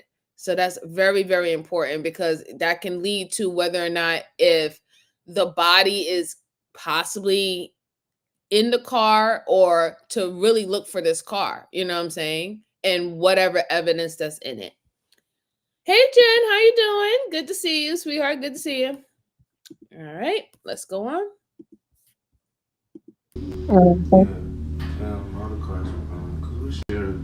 You share a garage with them. Okay. So we can always see or hear her coming in, or always cross with her. Mm-hmm. But then that evening, I realized the white car was in the garage. And I'm like, normally they would switch. Okay. I don't know if it's on their routine, but sometimes you will see the white car in there, and then he'll move for her to come in to park her car. Okay. So then yesterday when it happened, it was kind of weird, because as we was leaving, we was coming, he was leaving, because this is around the time I get off of work. I get off at like midnight. Okay, so late last. Yeah, it was late, because around 10 something, the white car was still in the garage. When I got home. On the same day as the doctor's appointment? Mm-hmm. This is all the same day. Okay, so the 9th about 10:30 or 10ish. Because my nephew was here, and my sister came and got him around 10:30ish. And that's when we realized the white car was in the garage, and we was like, yeah, okay, they just switched out. So then I ended up leaving to go get him from work, and when we come back is when he's like moving the car out. We're coming in. So, and that was after midnight then? Yeah. Okay. So then we didn't pay it no mind. We're in here, he's relaxed, I'm getting baby together, and then we hear the Cooper come in. So I'm thinking maybe she came home, because you could hear it, and he backed it in like she normally do. So then I'm like, okay, that's her. Nothing of it. As well as Jonathan's usual activity with Jasmine's car, the neighbors also had some interesting information on the couple's turbulent home life. Have you heard any other disturbances up there? They always argue a lot. Okay. Like when we first moved here, you would hear them argue all the time, And he would hear more of the argument because he leaves more than I do. I'm here with the baby. Okay. So he's heard them argue plenty of times. And I guess she was like, yeah, I'm leaving. And then I guess she would threaten him to leave. But It was entirely possible that Jasmine had walked out on her marriage to Jonathan, especially with his aggressive temper. Jonathan was arrested in 2019 on suspicion of domestic violence and charged with second-degree assault after he was accused of trying to choke Jasmine. She dropped the charges and was soon back together with her husband. It seems that things didn't work out from there, and the relationship continued to break down. But for Jasmine, You have something, young Reyes? Yeah, basically what stood out though is he was arrested for DV charges though at first, but then she dropped it. And I think though what also stood out to me as well though is basically he has his temper though. He has I think it was like violent temper or something like that though. And also what else stood out though is like they shared both a garage or garage, though I call it a garage, so basically they both shared a garage, and I think like what was their neighbor or whatever, they shared the garage or something like that together or something like that though. And when he came, they were leaving and stuff like that though. So that just kind of seemed off to me. Yeah, I agree. Those are some things that pointed out to me, especially with the neighbor saying how it seemed like he had a lot of activity going on with her car and his car was staying in place. So that was kind of weird. And then now hearing that there was a domestic violence case against him and she dropped it. So this is establishing that they was having a toxic marriage, right? And they were having a lot of problems. So that does make him a suspect because she's missing. You know what I'm saying? Like it would make him one of the suspects that they will definitely want to speak to. And I probably think after having the conversation with the neighbors, they're gonna have an interrogation or interview with him about, their marriage. What was the last thing that you said, or can we have your phone? Can we see the last messages that y'all exchange with each other? I think a lot of that is going to play out. But Yeah, also though, but I was gonna say stood out to me as well though. The last bit though to me though is basically though when we mentioned that though as well is how they broke off their marriage first and then after that they came back together. That kind of stood out. Okay, I mean breaking off and then coming back is one thing though, but the way he did it though kind of seems off though. So I kind of agree with you on him being a suspect though, because his behavior shows it though.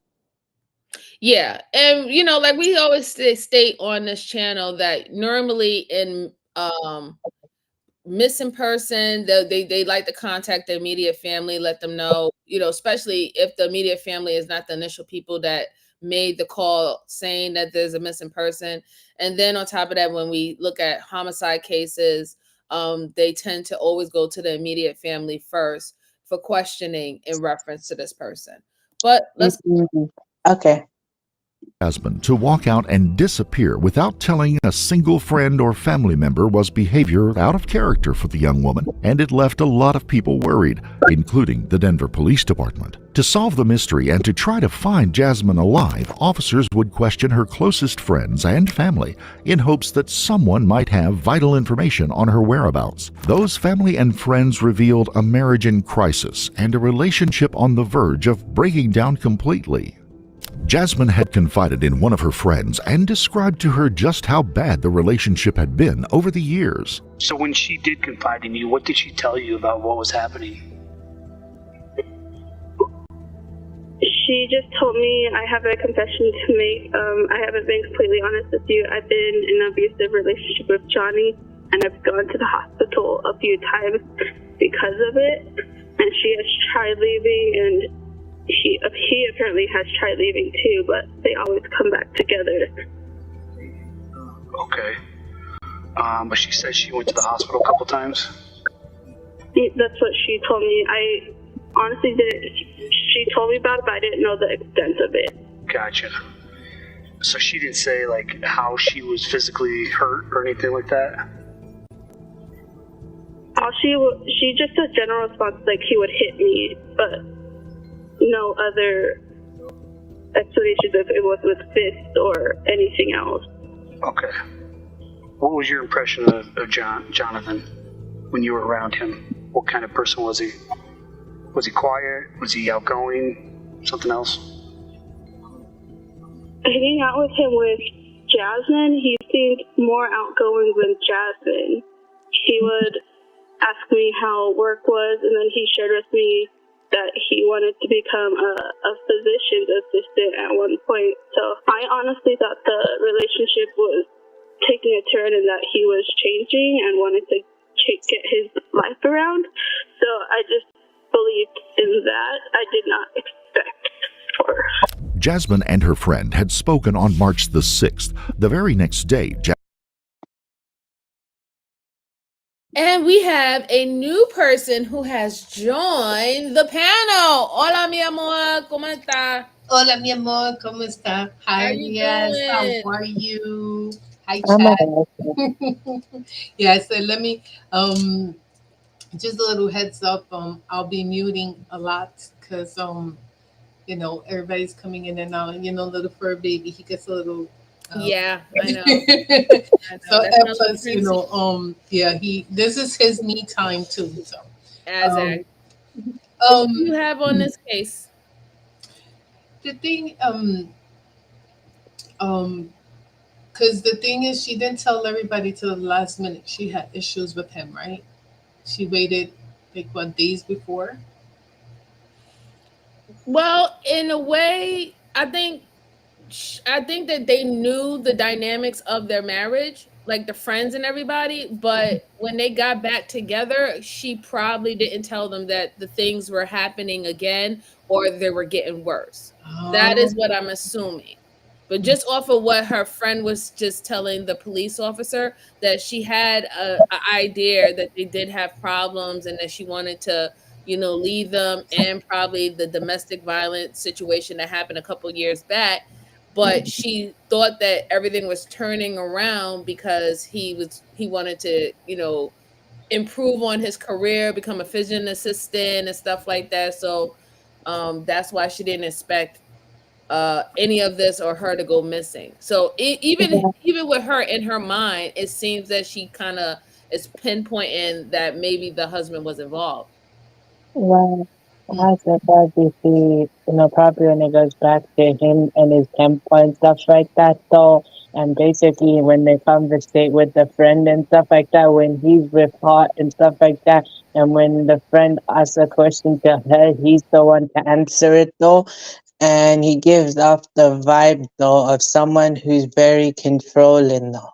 So that's why, her friends or family, other people can tell the dynamics of their marriage, though, when you kind of mention that, because, how he behaves and stuff like that, and the vibe he gives off, even though if she don't tell, or maybe she give a little detail, they could actually, they put two and two together. And probably even if she didn't tell, though, they probably just, deep down inside, just, they not expect it, but they kind of notice, though. They kind of take and notice the vibe he gives off, though. Doesn't have to say anything, don't have to do anything. His vibe will show it. What say you, Miss Jalen? Oh, she's probably handling business. All right, let's go on. I'm back. I'm Oh, sorry. you back? Okay. Yeah. The thing is that when sometimes we'll get embarrassed, like people will get embarrassed, not we. People will get embarrassed because they went backwards and say now they don't want to say, oh, well, I'm in trouble, because they think no one's gonna help them. Like, oh, you went there. But it appears that her friends really cared about her, right? Because they already knew she was missing. right? They was like, Right. wait a minute, she never. They were very observant. So it's like, if she would have been like earlier and say, look, I'm in trouble, um, they would have helped her again. You understand? Even from before, because right, she left before, right? Yes. She had left before, and then she went back. But the thing is, like I said, um, never be afraid to say, listen, I need help. Even the second time, I need help. Make people aware. And even though the friends were observant, still, like they were paying attention because No, I they agree.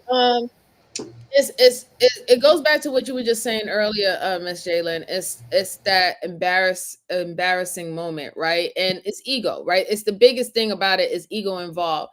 Um, you made a decision, you made a mistake.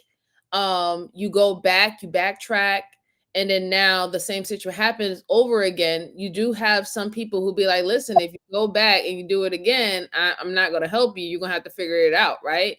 And then you have other situations where people are just they don't want to deal with the embarrassment of being wrong again, right? And then having to come to the same people that they probably asked for help and support and come with the sob story or having them look at you at a different way. So that does play a big part into it. It really does. Right. I agree with you, though. You So know, her friends do care about her. Maybe in her mind, though, like she has some kind of trauma as well, though, in some way. Or, like, probably, we a though, I'm lot. not sure. Or maybe, hey, what I was gonna say is probably she developed some kind of Stockholm syndrome or something. I'm not saying she has it though, but she kind of developed it at some point though. And basically, even if she did tell, how you basically mentioned it, you're right though. But maybe in her mind, that's just how they're gonna view her. In her mind though, like if she do tell though, um. I don't know what they're gonna be like, but they actually do genuinely care for her though, and they would have helped her out though if she did tell them in some way. But also at the same time, it's not really that simple for some people to, you know, to actually do that though. I mean, you can tell them one time, but if they keep if it's hard for them to go when you go through that type of thing, it's kind of hard though. That's what No, I can. no, I agree. I agree. But to go back to you and Miss Jalen's point, obviously her friends were there for her. Her friend told the police officer when she was having her little interview that she's a person who also dealt with domestic violence before. So she understands what is going on with this woman, why you might go back and all. She understands where her mindset was at. So there was someone there who understood exactly what you were going through because they went through something quite similar, right? And on top of that, like I said, she was supposed to meet up with her friends and she didn't end up going to this meeting. So that's what sparked everything because this is something that they planned. This is something that they was going to do together and stuff like that. And it's not like her to show up. So that's why I said bring it back to the husband being the number one suspect in her, her missing. Because as of right now, they don't have a body, so we can't say that it's a homicide. We cannot declare that she's not alive. She's just a missing person right now. And for him to link up with her and then link up with the friend, one of the friends, and then the police officer to come early in the morning, and it's like, well, dude, like, where was you doing finding your wife? Well, it doesn't even seem like you was finding her. It seemed like you was sitting up there waiting for the police officer to give you more information. So that's kind of where, and that stuck out to me, really. Mm-hmm. Yeah, I agree with Let's go you. on. Yeah, let's go on, young Riaz. Okay, good. We got a lot of video. Jasmine had spoken to her brother, Francisco, via text message. Francisco also had information on the relationship that might prove useful. Is it usual for you guys to communicate with text messages, or do you guys call each other on a regular basis? It's pretty normal. Well, for me, we had an argument about three months ago. So our communication wasn't the best. She would still text me though if she was gonna go out. Hey, I'm gonna go out to Colorado Springs with my friend, and she would let me know. Okay. But she would always text my dad every morning, like, hey, how are you doing? How do you guys wake up and stuff like that. And on Monday, that was the last time he he didn't get a text that morning. And then, well, Tuesday, we found out that she was missing from the police. Okay, all right. Francisco wasn't the only member of Jasmine's family that did not approve of her relationship with Jonathan. He claimed Jonathan was abusive, both mentally and physically. Jasmine had fallen out with some members of her family on numerous occasions, mostly because of something her husband had done. But on one occasion, he took things just a little too far. So you mentioned that you guys had a falling out 3 months ago? What was up with that? It was over her husband, because she didn't know if to divorce him or not, because they had an argument those 3 months ago where he tried pulling her out of the car, and she called us. And well, she has like really bad depression and anxiety. And well, I was talking with her, and she told me, she's like I don't know like what to do. And I told her, like, take the best decision. Like, I can't decide for you. Like, we know that like the best decision for you is to leave him, but I can't tell you that. Like, you have to take that on yourself. And she started getting therapies. She went to a couple within the last 2 months that I remember. And this Tuesday was her last one, actually. It was at 1 p.m. That's what she had on her calendar. She said she was getting therapy? Yes. Okay, all right. I'm going to come back to the therapy. Yeah. But you said that 3 months ago, her husband tried to pull her out of her car. Yes. Did she say when this happened? Or I'm sorry, where this happened? It was by her apartment. Okay. We actually went to see her. The cops were called. Okay. They had an argument. She didn't remember what she told us what it was about, but she wouldn't get out of the car because she didn't feel safe getting out of the car and going into the apartment with him. And she called us and called the police, and the police did arrive. They talked with him and they made him leave the area. Okay, so Denver police were called? Yes. And you said that this was back, would have been beginning of December, that sound right? Or it'd be probably September actually. Okay, all right. That'd be about 4 months. Okay. And do you know how that ultimately resolved itself? She ended up living for herself for around 2 months, and then she got sick, and he wanted to take care of her, and he stayed, And then, well, that's how it went on. And okay, and when she left him back in September, October, whenever this was, where did she stay? At her apartment. He left with his parents. Oh, okay, so yes. He left, she stayed at her home over on 28th. Okay, all right. It was clear that Francisco didn't like Jonathan, but it is unlikely he would suspect him of being involved in his wife's disappearance. That was until he paid a visit. So before we hear why he didn't really suspect that he can possibly be involved in her disappearance, what do you have to say about the information that that you just recently heard? Anyone? Okay, well, I'm here. I just had to unmute. So what it is that I'm sorry, I have to. Okay, don't worry about it. Yeah, he's over here acting up. The thing is, if you hear it right, what it is that she went to therapy.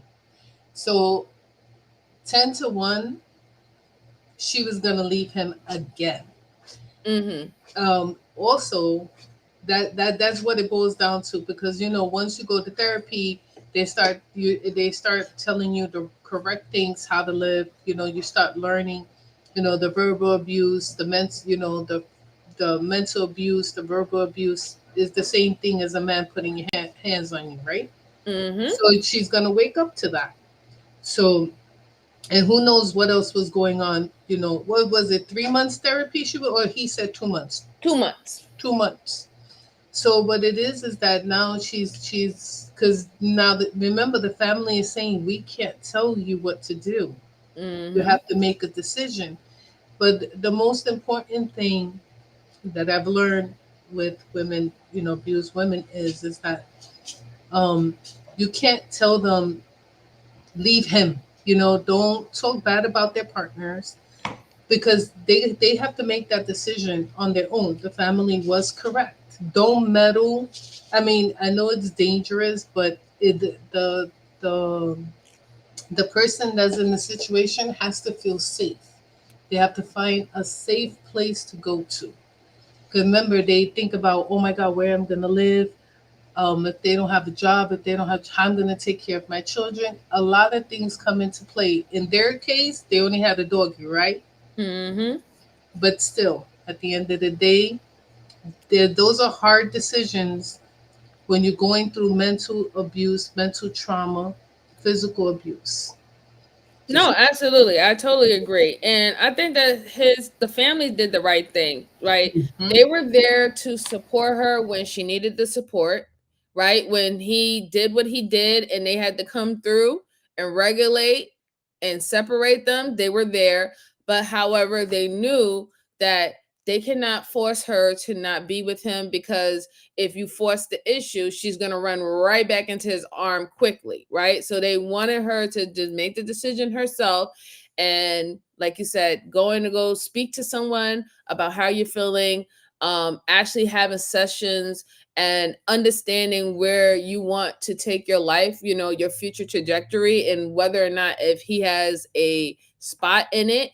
That's all the things that he was learning out. I do truly believe that probably that's another reason why she is missing, because she was going to actually leave him, and this time it was going to be official, like not be bothered with him. He would not going to be able to coerce himself back into her life, because you remember that the family member just said that when she got sick, he was just like, oh, I'm gonna take care of you, I'm gonna take care of you. So that was a way how he was able to, to get back on there. Like, she's sick, she's not able to go to work, there's this fear there.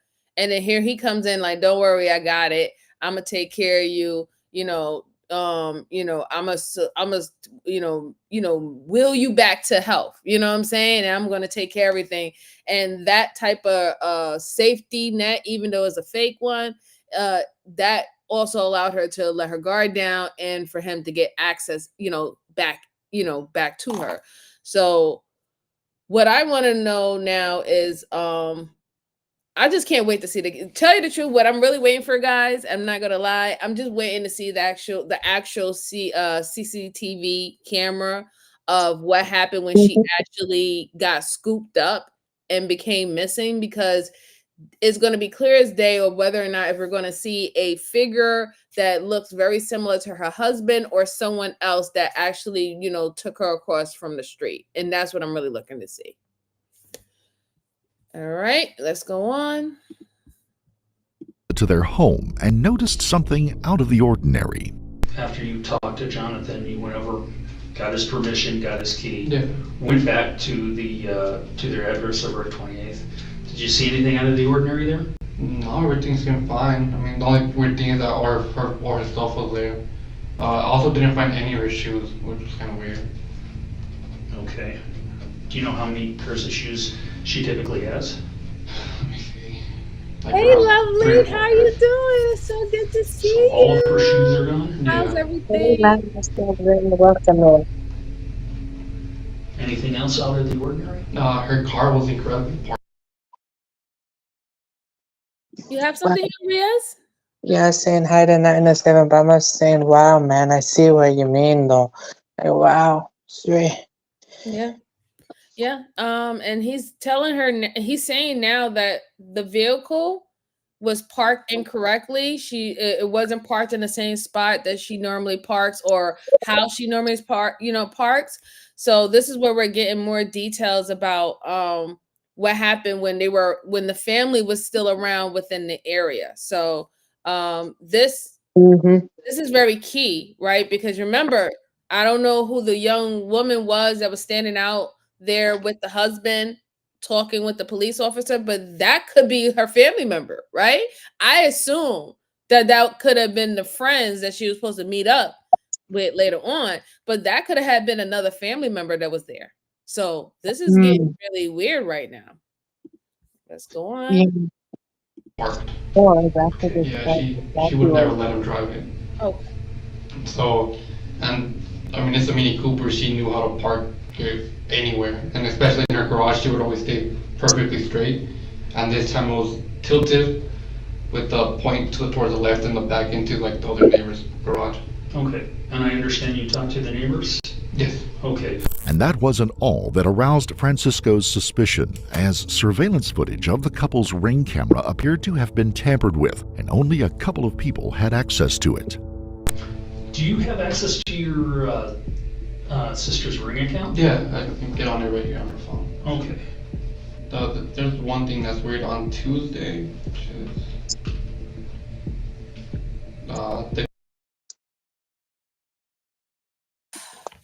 I want to say that even though that lady had made a foolish decision to give this man a second chance, I want to say that she wasn't what I don't want to call her dumb. She wasn't that naive or that gullible. She made sure that her family members had access to her cameras. That's very smart, right? Because now That makes sense. I was like, now the family member is saying, listen, somebody edited the footage on Tuesday, the same day that she was missing. Mm-hmm. So how to catch a cane. Just finish the rest of it. How to catch a cane.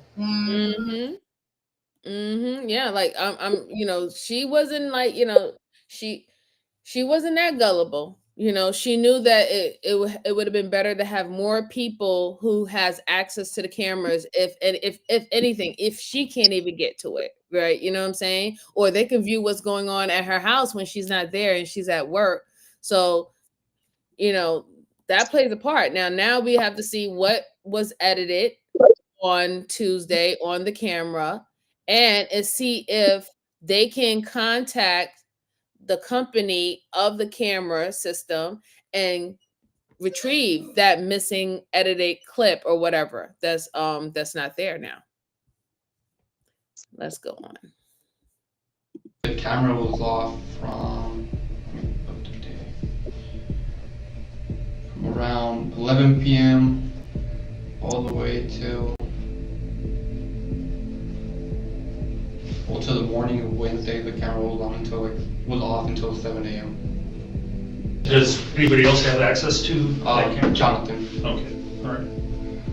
So far, the investigation had produced more questions than answers. So, to try and make sense of it all, Jonathan was brought in to help police with their inquiries. Let's go back to Tuesday then. So why don't you just take me through your whole Tuesday, pretty much from the time that you woke up Tuesday morning till the time you called 911, I assume, and had an officer come out. So Tuesday. And just so we're clear, we're talking about this last Tuesday, which would have been March 9th. Yes. Okay, all right. So on Tuesday, woke up at 6:30. Are you guys on the same thing? No, okay. All right. No. So you wake up at 6:30. I woke up at 6:30. I walked the dog quickly, came back, took a shower. Mm-hmm. Went to use the restroom. Was being a guy, so I was scrolling on Instagram. She opened the door, was like, "You're not even in the shower yet." I'm like, "No, I'm sorry." Like, this is why you're like running late. I'm like, "I know." And so we got in the shower, we took a shower together, talking about, hey, don't forget on Friday we need to buy our plane tickets and reserve the hotel since we're going out to Utah for her graduation. Oh, okay. For her master's degree. I was like, yeah, I remember. I want to send you whatever we're gonna even like you're gonna be okay. You're gonna just say like absolutely, $1 or $2. Mills. Like, I'm okay with that. We're going to your graduation. I got out, fed the dog. I'm well, Bill. Thank you so much. She put on her PJs again, with blue shorts and the gray shirt. It was her Vegeta one. Vegeta gray shirt. She had her gray socks on, so they're the same PJs because she's working from home. She likes to be comfy. Sure. So she sat down and started working. Jonathan made no mention of an argument or a fallout between the couple that morning, despite the neighbors hearing a loud disturbance. In fact, it appeared the couple were getting along well together, at least according to Jonathan. And yeah, she texted me. I was on my way to work around like 10 o'clock. I get a text from her saying, "Hey, I'm gonna go out with some friends." And I told her, "Okay." You got a text from my wife around 10 o'clock. Around 10 o'clock. Okay. I was at that point I was on Evans next to University of Denver. Okay. So then I get a text from her, "Hey, I want to go out with a friend tonight." I told her, "Okay, be careful." Okay. In the past, what I've asked her, who are you going with, where are you going, what time are you going to be coming back? We got in a fight about it. She said, "Tell me like you're not my dad. You don't need to be asking me this kind of questions. Like you don't own me, that sort of thing." Mm-hmm. So I started not to ask those questions. I just told her, "Okay, be careful." Sure. Jonathan's story remained consistent throughout. He claimed his marriage to Jasmine was happy and healthy, and that they had made plans to start a family in the future. But according to everyone else, that was not the case. He also described his every move during March the 9th. But little did he know the investigating officer had more information that he was letting on. All right.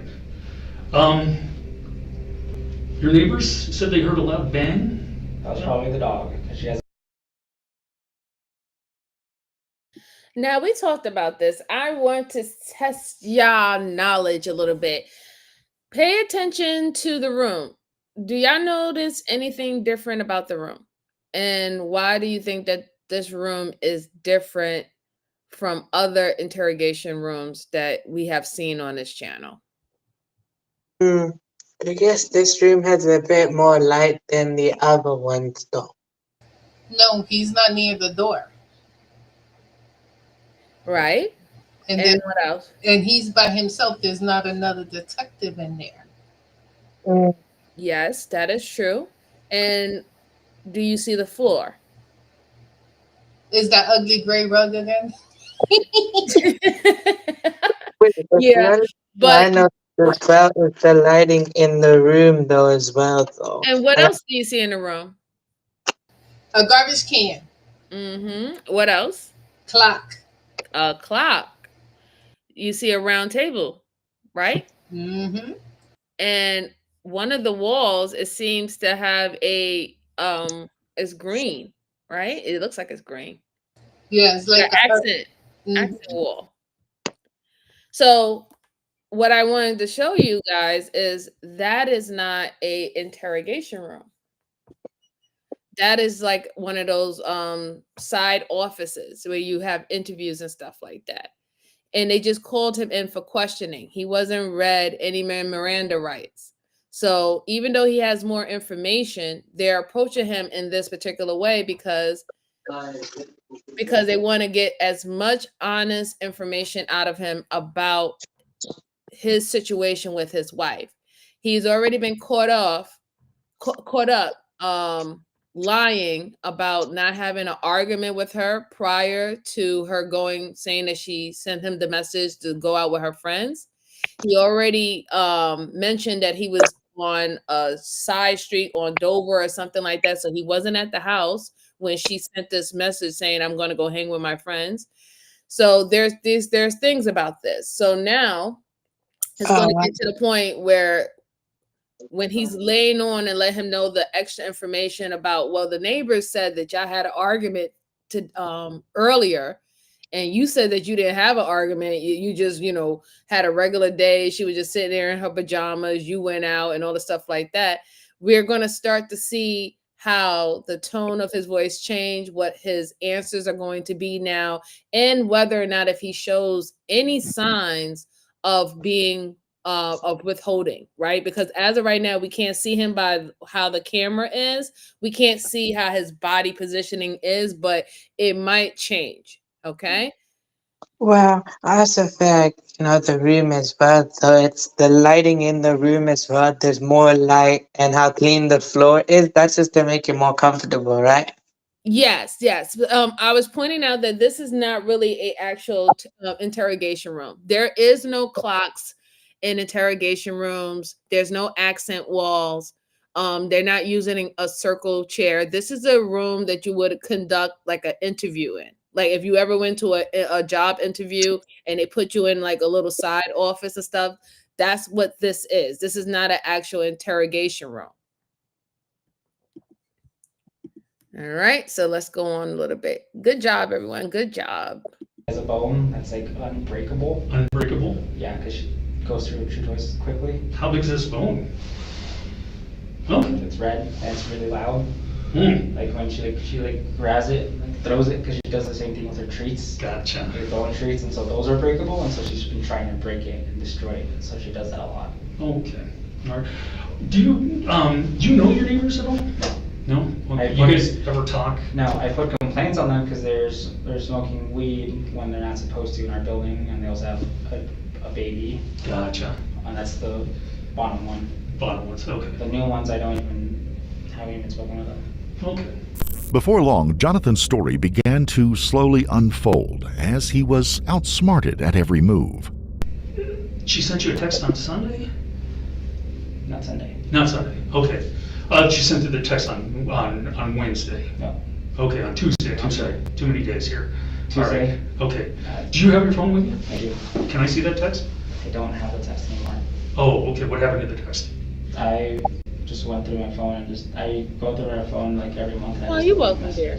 Oh, okay. So this do you is have my any mom, my coworker, because she said, hey, there's someone, hey, Evan, wanted me to tell you there's a cop or another guy standing right next to your car.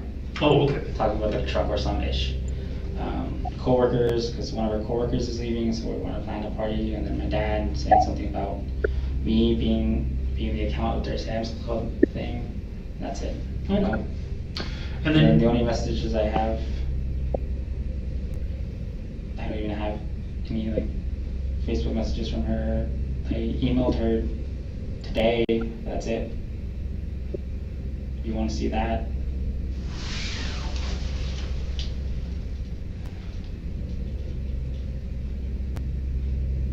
Okay, and that was sent today. 7:34 this morning. Because I had to be over today at 7:45 to cover for a provider. Okay. So for a provider today. Okay. The interview would only get worse for Jonathan as the investigator presented testimony from his neighbors that would tear. Oh, you're welcome, Michelle. You're welcome. Yeah, truly welcome. I just want y'all to just now just be more mindful about your surroundings, right? It's something that we call in the military, it's called situational awareness. So now it's like second nature to me, looking and minding things out and mapping things out. But these are things that we take for granted, right? We take for granted why people even interior design in certain types of way, outside of just, fun and feng shui and stuff like that. There's a reason why federal buildings look the way they do. They're set up the way they set up. They have a outline of where certain offices is going to be, where the bathroom is going to be, where the exit is going to be. All these things that comes in with infrastructure, there is a reasoning behind it.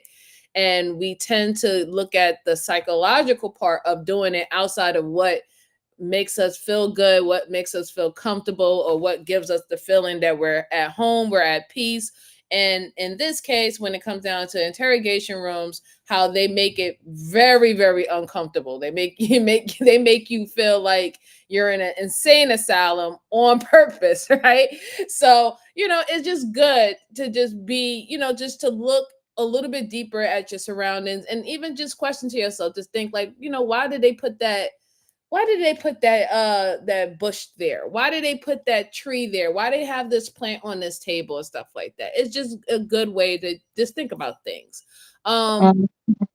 Wait, is it that's why most interrogation rooms is very dim though? Like basically the lighting as well though makes you how comfortable or not comfortable you are. So the less dim, the less light though in the room makes it kind of, high pressure situation in some way. That's why I guess most interrogation rooms is like dim lighting. That's what I feel like it is though. Because I noticed the lighting though is they made the light this bright to make him feel comfortable. So that makes it feel more at peace though. Right. And I think, like I said, at this point, even though they had all this information, right, because we're at the point where they're about to lay it on him. But before, when they were starting the interview, they wanted him to be comfortable because he wasn't technically a suspect.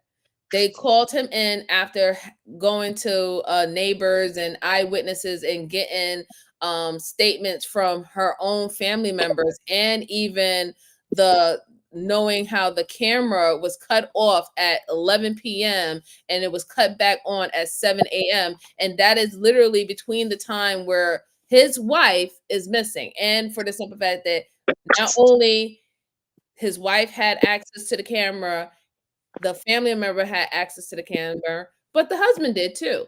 So those are the only three people who had access to the camera. So if it wasn't her because she's missing, and it wasn't him because he's the one showing the police officer that something happened or something was tampered with on Tuesday, then who else messed with the camera? It's the husband. So he doesn't know that he's literally burying himself because he wasn't forthcoming when having the conversation with the detective right now, lying and saying that everything was fine and we didn't have no arguments and everything was good, not knowing that he already spoke to the neighbor and they knew that something was up, not knowing that he already spoke to a family member that knew that where his family member car was parked was not correctly in, or it wasn't in the regular spot that she would actually park the car. So with all that, he keeps on digging a hole where he's showing that he's not being truthful and that he's withholding information. So he's just getting to the point where he's going to get him to basically crack, right? Because he already knows that there's a lot of things that he's not being very truthful about. Objection. Not you coming with the objection. Objection. Objection. Wait, for real though? I get what you mean though. Is it also the like with the lighting and stuff like that with the lights? Don't like lights do something to our brains as well though? Like with us though, like when we take in certain types of lights though, it actually does something to your brain as well though, and how your mind processes things though. They made it like that for him in this type of setting though, because then it makes your mind basically not focus on a high pressure situation. That's why certain type of lights and the color and everything else actually focuses on makes the brain process different things. For me, I need orange type lights though, because it actually helps my brain concentrate and focus and not basically take too much. I can't deal with white lights though, because that's just how it is with me though. So I can see what they did with him though. No, I get it. But what I want to know is, how do y'all feel about him? Objection. Oh my God. Miss Jalen. Okay, so this is entrapment. No, it's My not. client is innocent right now. This is entrapment. No, it's not. No, it's not. I painted this pretty little picture for him. No, you gotta get the pretty little Why picture you gotta out put of him in the mind. interrogation room? Entrapment. Objection. Objection, Your Honor. Objection, Your Honor. Nope. Overruled. Listen. Overruled. Didn't even read him his overruled. Because he's not. He thinks he's in an interview. He thinks he's in an interview. He's not. He has not been fully considered a actual suspect. That's not true. That's not true. He already. Listen, we talk about detectives here. No. No. Objection, Your Honor. My client is being. This is entrapment, Your Honor. It's not. No. Overruled. Listen. But no, like seriously, it's serious, right? One of the key things that's digging a hole in his whole situation is that he's supposed to be this concerned, loving husband, right? And while he's being questioned, he is taking the opportunity to take jabs at her personality and character to the detective. He's making it seem like, she's a problem, or she nags when I worry about her and all the stuff like that. And she just be like, you're not my dad. He's doing a lot of, he's saying a lot of things to like make it seem like, she's not some angel or she's perfect or, perfect and stuff like that, to make her look a little bit bad. Right. And that always strikes a red flag in me, because if you're concerned about this person, as of right now, you don't know that she's not alive. she's just a missing person at this point because no body has been found. If you're this so concerned and loving husband that you want her to come back and you want her to be safe, why are you taking the time to try to, bash her? You know what I'm saying? Like that doesn't sound like somebody who is concerned of someone in that moment. You're taking more to attack her personality than actually trying to find out what happened to her. And I'm sure that was a red flag for the detective as well, because we have seen numerous of people where it doesn't matter. They know that their family member can be a full-blown dirtbag, right? Full-blown dirtbag. They had history. They be like, that little mother effer, I borrowed $150 from me, and he ain't And never he's the, paid me and back. he's And the I've been biggest waiting for him to angel. pay me back for like 5 months. Like we could say all that, but let that person go missing. You're not even worrying about that $150 at this point. You know what I'm saying? You like, wait a minute, hold on, F that. Or well, let's say this person you have issues with and they're a loved one and you usually get in an argument with them and stuff like that. But God forbid you see somebody outside in the street get in an argument or step in that person's face. All that stuff that you feel about that person go right out the window, and you like, I know you don't think you have the right to step to my loved one's face and talk like that. So we see it all the time. So his actions, and even like what Joanne said is so true. He's so cold, right? He like the way how he's even talking about he does not seem like a concerned husband whatsoever, and that is very alarming. That is very alarming. Yeah, as I said, kind he also gives off resentful though. You're kind of right though. Like he literally feels resentful.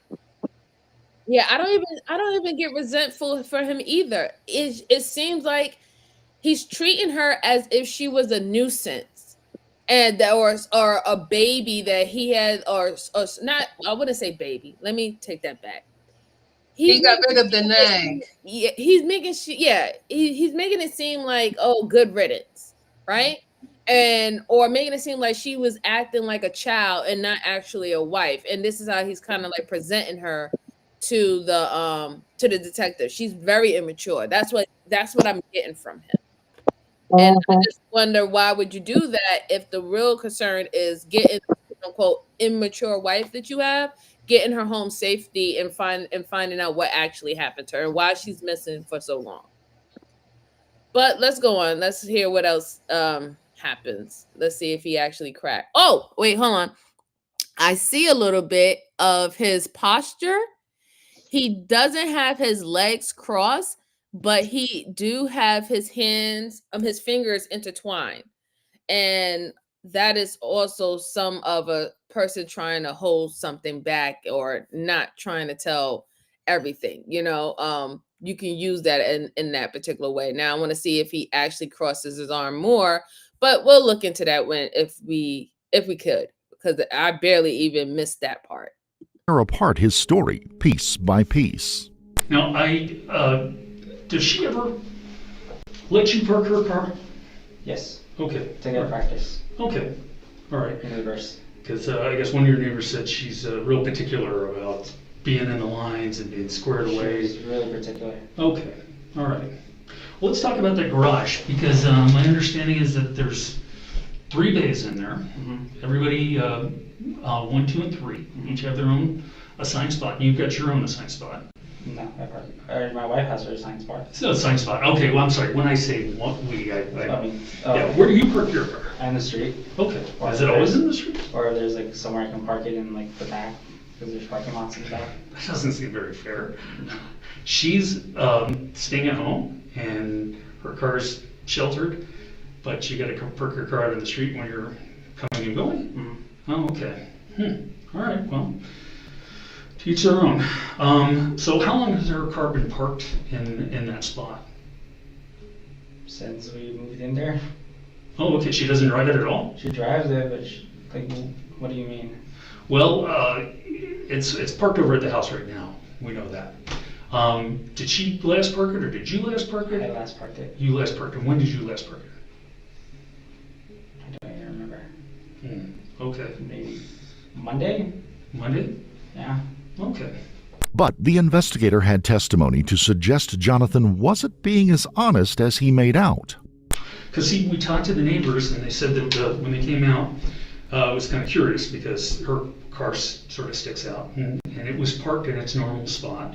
And then later, they came back. I think so. And they said that 907. the garage light was out, and your car was parked in her spot, and that her car was parked out on the street. And this would have been late Tuesday evening. Late Tuesday evening? Yeah. No. Didn't report that? That No. didn't happen? Okay. All right. My car was out on the parking lot. The whole time? Yeah. Okay, because they said that when they came back even later that evening, I was waiting for it to happen. He crossed his legs. You see it? Yep, he crossed his legs. I knew it was going to happen. It was going to be something that the detective said that triggered him, and he was going to cross his leg and be a little bit more standoffish. And that was the whole bombshell of him speaking to the neighbors and actually seeing and them letting him know that the car was moved. And then he just said that he ain't moved the car, or the last time he moved the car was Monday, but that's not true because the car was moved literally that Tuesday. So yeah, you could tell that he's starting to feel the pressure now, because now he's only using singular answers to answer him. No, very, very short. It's not this whole, oh, this woman is doing this, and I always just told this woman that, I ask you these things because I want to make sure that you're safe. You say that I'm treating you like a child, and I'm nobody's child, and blah, blah, blah. He had a whole, word vomit when it came down to in the beginning, but now when it comes down to this situation, it's very monotone. No, that's not correct. And now seeing his legs cross is a big change of event, really. her car was parked back in the garage, and your car was back out on the street. No. In fact, they said that they saw you out by your trunk. No. No? Okay, I'm getting confused signals here because you just nodded your head yes, and then you said no. No, I did not. Okay. All right, so you're saying that it was somebody else that was in your trunk after midnight? My car was never inside the garage. Okay. The only time it was in the garage was 4 or 5 months ago when she left for a week to go to Colorado Springs. Okay. And that was it. Okay. And your car was parked on the street then? Yes. Pretty much from the time you got home till the next morning when you went to work? Yes. And you went to work at what time this morning? I went to work this morning at 7:45. At 7:45? Yes, Okay. Because my boss wanted me to go and work with another provider whose first appointment, the first patient was today at 8 o'clock. And that was more important than your wife being gone all night long? My in-laws have already made flyers. They're doing a search thing that I couldn't go to. I don't know what else to do but remain calm and just wait.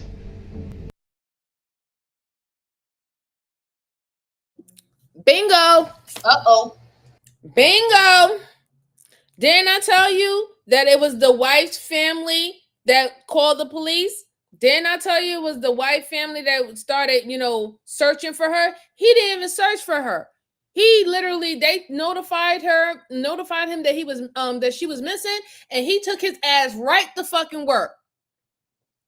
He couldn't even tell his boss, listen, my wife is missing. I think out of all days, I need to go speak to her family, go speak to the police, and start to search to see if we have any trails on where she might have went during this time. How the hell you just go to work and act like your wife is not a missing person?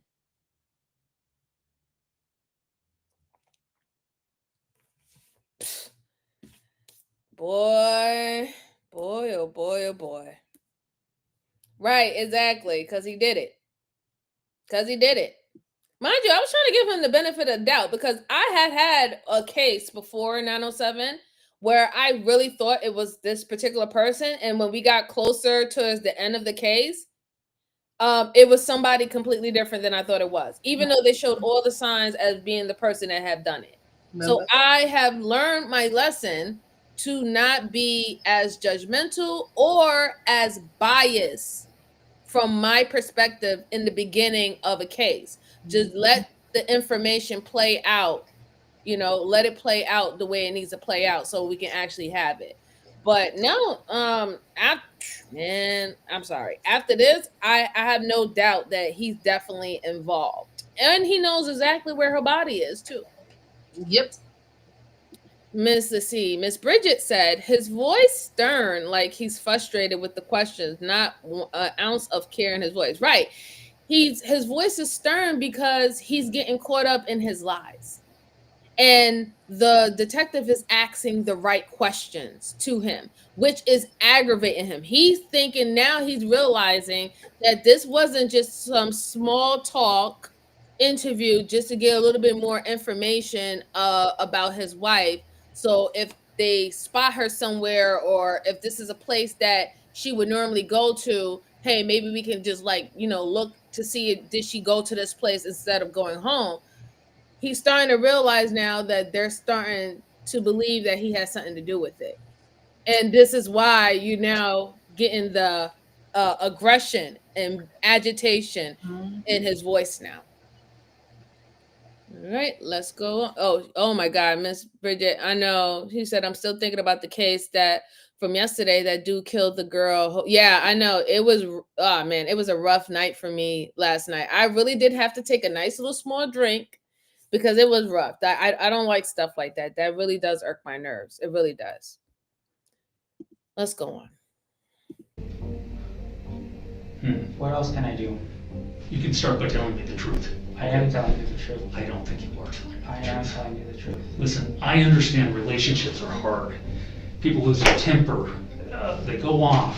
It's difficult.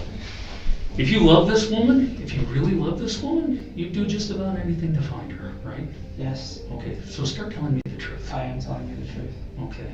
Well, tell me where you went Wednesday morning. Wednesday morning? Wednesday morning.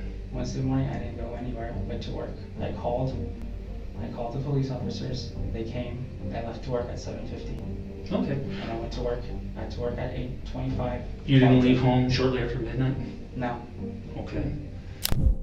Jonathan stood his ground and was adamant that the neighbor's testimony wasn't true.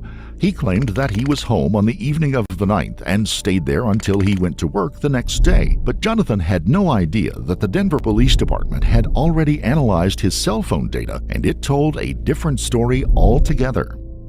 And you've already told me that no one else uses your phone and your phone was with you? Okay. You know how cell phones work?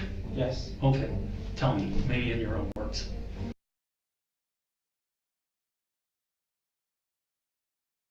So this is the problem. Well, it's not the problem, because I think that is a good thing that they get too egotistical and arrogant, and they let their narcissist bug go wild, that we have videos to see how they got themselves caught up. Because he's acting like he's so smart, calm, and collective, but he doesn't even realize that these police officers are going to do their due diligence, right? He doesn't even think that. He was hell bent on believing that it was only going to stay with him being this husband who's distraught because their wife is missing. And he thought that was just that's all he needed to lead it with. Like, he's the victim. His wife is missing. He's the victim. But everything that he did does not show a caring partner, a caring husband. You let her family go out there putting up posters looking for your wife. The one that you said that you will love and protect and honor under God, right? The one that you created a covenant with. You have her family out there looking for her, searching for her, right? And then on top of that, you take your raggedy ass to fucking work after just speaking with the police officer to let them know, hey, your wife is missing. Okay, well, I'm gonna head to the office at 7:45. Dude, really? And then you're the only one outside of your wife who's missing, and her I think that's her brother who has access to the camera, and the camera was turned off on the night that she was gone. The camera was turned off. You was able to turn it off and turned it back on at 7:00. Because it wasn't her, it wasn't the brother, it wasn't her, she's missing. So that only leaves you. A lot of the steps that he took shows that he does not care about this woman's he's not concerned about this woman's life. He's not really concerned about finding this woman.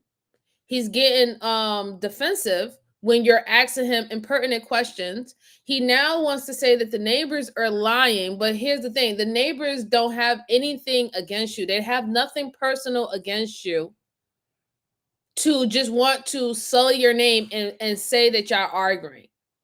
Like, you know what I'm saying? They don't have nothing that would make them act in a way to be revengeful or petty, to say, oh yeah, they be arguing when you don't be arguing. It doesn't make any sense. So this guy is he's a real piece of work, because he really thinks that he's believable, and he really thinks that he's smarter than this detective, but he's getting aggravated every single time the detective catches him in the BS that he's trying to fill him. He's getting very, very aggravated right now. You could tell. You could just hear it in his voice. Can't you hear it, Miss Jalen? You can hear it in his voice. Like, his voice of his tone, how he's speaking to the detective is completely different. Because he knows he's caught up. And because now the detective is asking him the right questions. Mm-hmm. He's not ready to answer. Because he's saying, because you know what it is? He's saying the neighbors. Remember, he was complaining about the neighbors that he filed complaints that they smoking weed, blah blah blah. I'm sorry, Joanne. Now the detective, like he said to him, so you went to work, but you did nothing to say call us. The family called, like, you know what I mean? The family called us. You did nothing to report, nothing about her. You went to work. That is a red flag. You didn't see. You know what it is when they commit these deletions, they think they're smarter than the average cop. Me too, Bridget. It's very easy for me to do that. I'm an Aries. I have no problem with literally treating someone like they don't exist anymore, because you really don't. No, yeah, I totally get it. Yeah, absolutely. It's just it is a red flag. You know what it is? These criminals, they don't think outside the box. They just thinking at the heat of the moment. Like, they think they cross their T's and they think they dot their I's, but they don't know there's deeper, more thinking to go into this.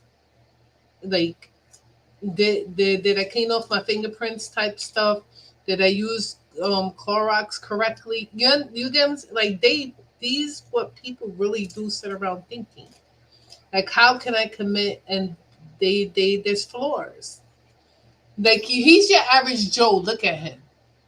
He's your average Joe. He's your regular person you walk by in the street every single day. Not thinking that he would turn around and do this to someone. Mm-hmm.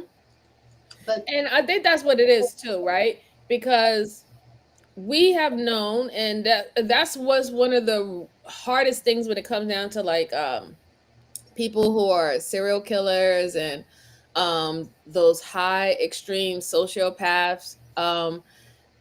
They're regular people, right? They're walk around us, they go to work with us, they sit at restaurants with us and all the stuff like that, and you really don't know because they have done a very good job with studying society and studying how people act in society.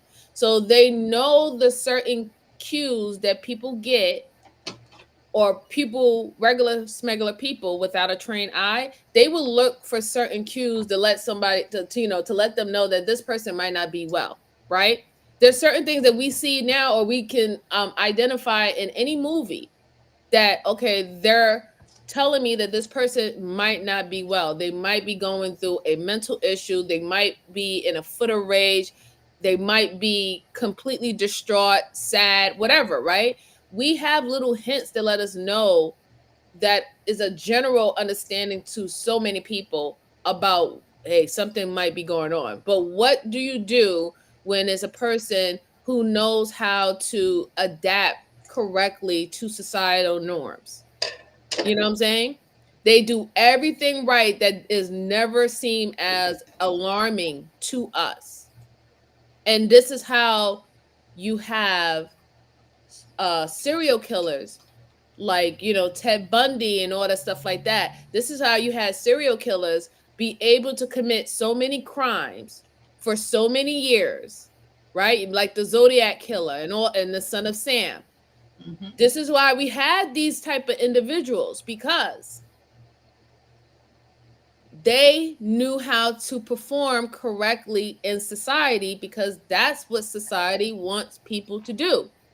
They want people to correct and conform and make sure that you're not busting any bubbles and making everybody comfortable. We do not promote, in our society, we do not promote people to be their truest self in their truest forms. A lot of the stuff that they really want to do would be unacceptable. So what do people do? They conform, right? But then now what are you supposed to do? And what other tips that we can look for when someone is acting normal or perceived to be normal? What else can we look that will also help us identify that there could be something actually going on with this person?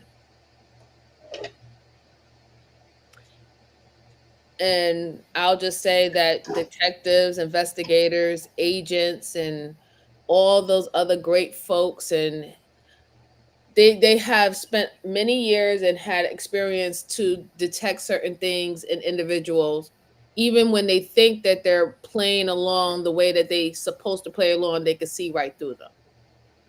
But those are with trained eyes. Those are with trained eyes. But can you imagine what these detectives, police officers, FBI, and everything, what they go through mentally? Yes, Miss Bridget, we are New Yorkers. Yeah, I told her we are New Yorkers. All right, so let's go on. Let's hear what he has to say. They are with the satellites. Not No. satellites, with the phone lines. Cell towers. Cell towers. Yeah. So you realize that even if your phone isn't receiving calls, it's constantly searching for a tower, and it's constant. And when it hits that tower, it gets information, and that sort of makes a trail. Okay. So we've got your phone leaving your address shortly after midnight Wednesday morning, heading eastbound on I-70. And you're telling me nobody else had your phone? Nobody else had my phone. I didn't leave my apartment. Okay. And how do we explain this technology? But I did not leave my apartment. I am not lying to you. I want my wife to come home. I don't know what else to do. Start by telling me the truth. I am telling you the truth. Your story is not making any sense. And no reasonable person is going to look at this and say, this makes sense. Like I said, if you guys had a falling out and something happened, now is the time to get it out, because people make mistakes.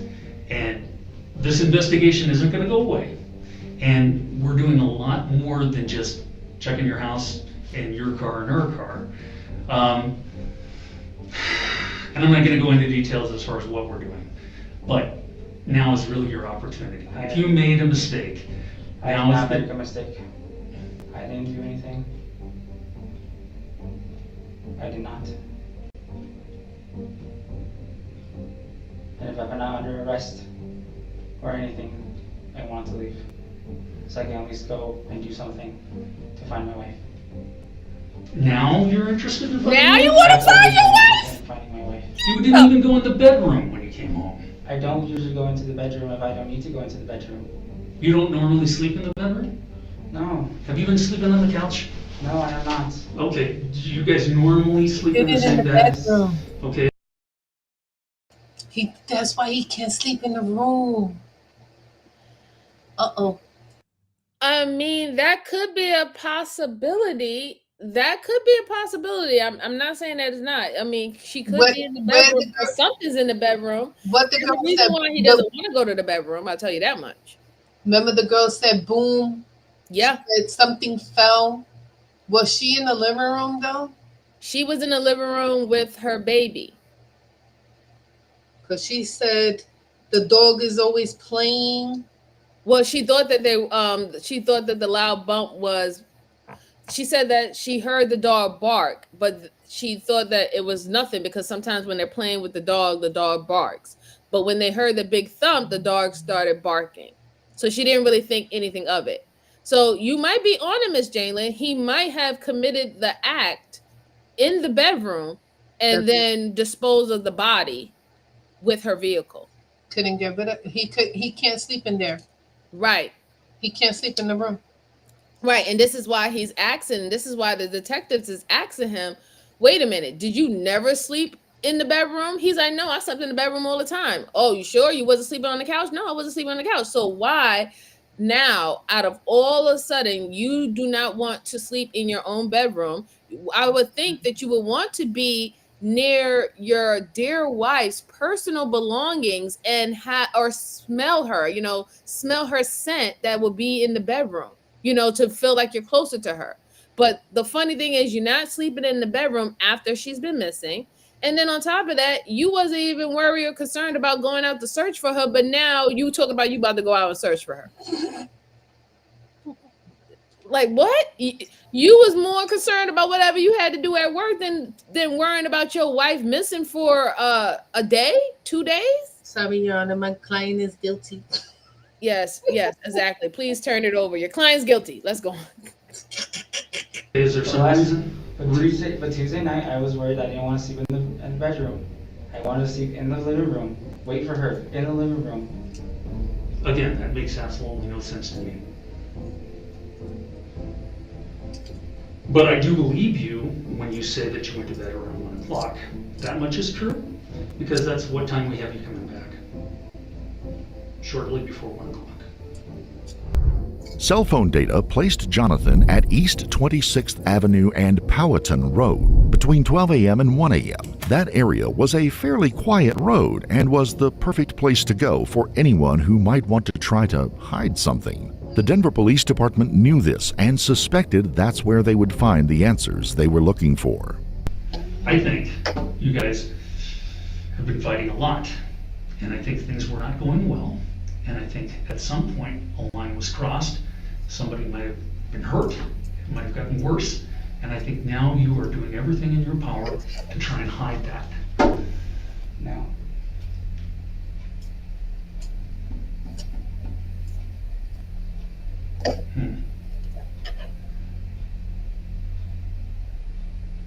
Baby. Your story is not adding up at all.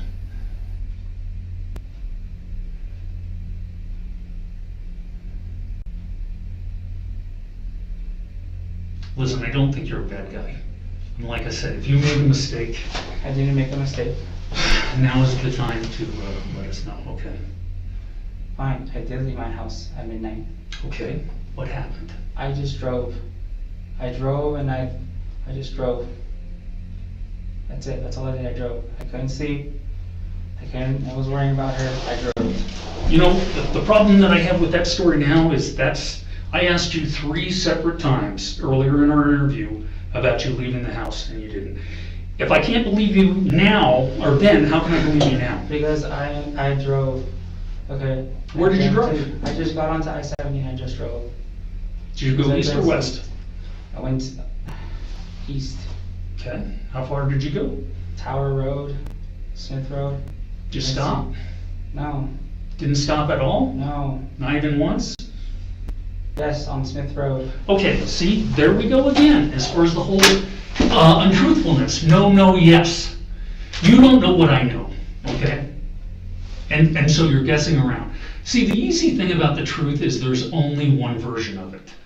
Jonathan claimed he went as far as Tower Road, but the officer knew that was a lie. In reality, he had been much further out of town. But getting Jonathan to admit the truth wouldn't be easy, and it might take more than a stern interrogation from the investigator to make him crack. Are we done? If you're done, do you want to talk to me anymore?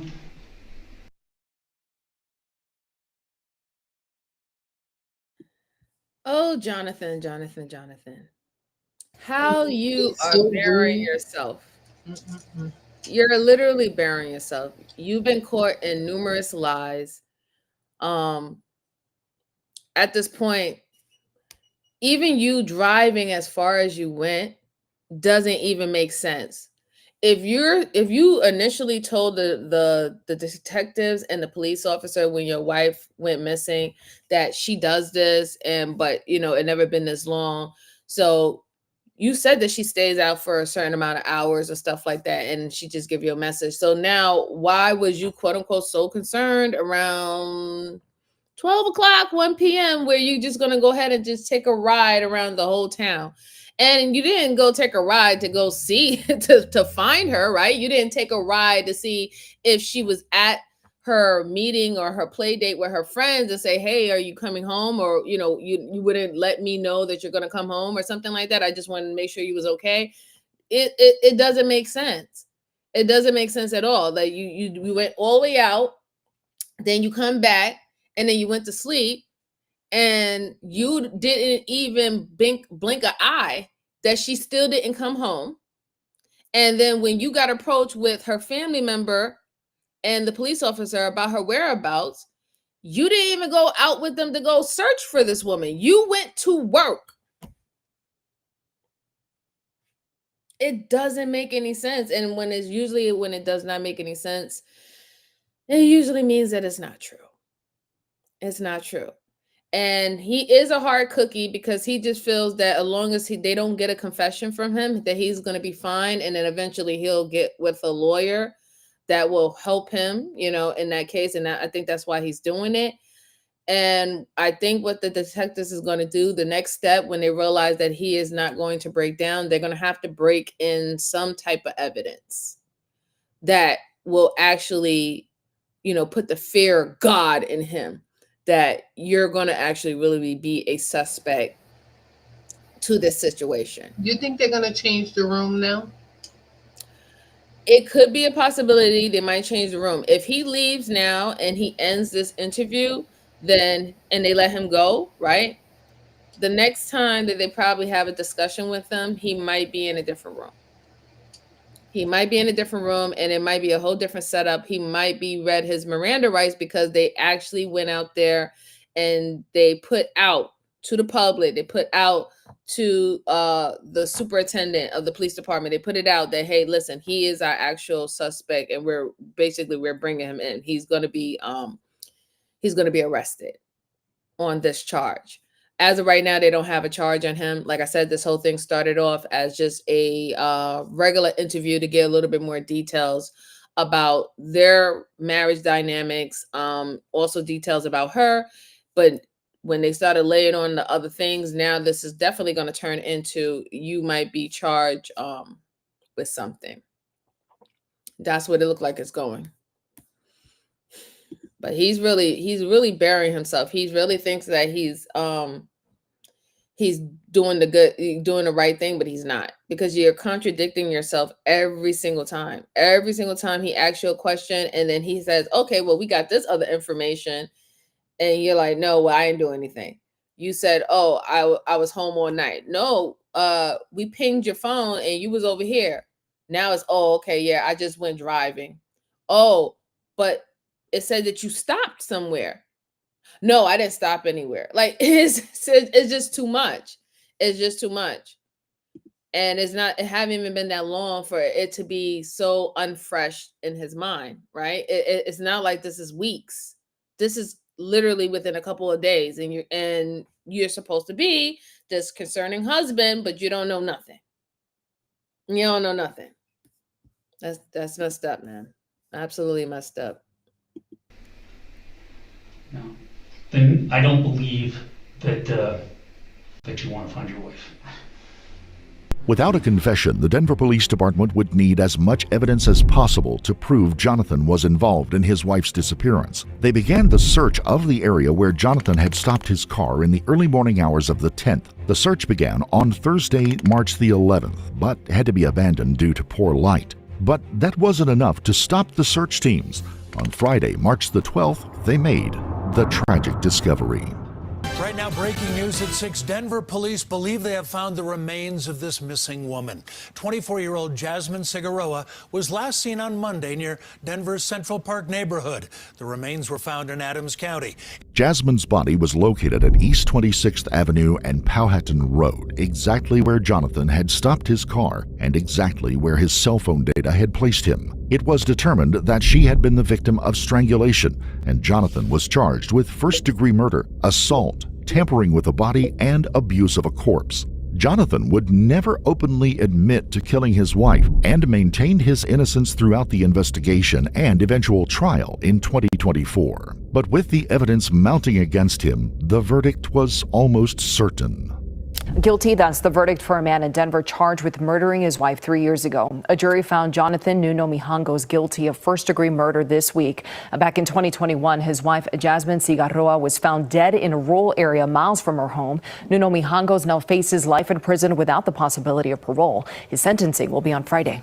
Jonathan was sentenced to life in prison without the possibility of parole, meaning he would never see freedom again. There is nothing that will ever bring Jasmine back, but hopefully Jonathan's lengthy prison sentence will bring some comfort to her loved ones.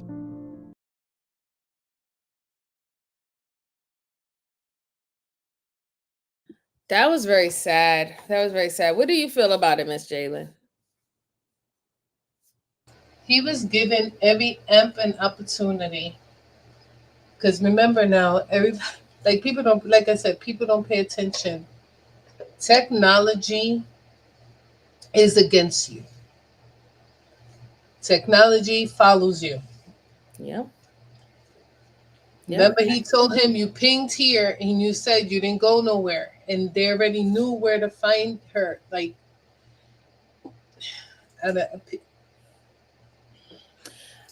he was given an opportunity to say, listen, he gave him enough chances. But he did.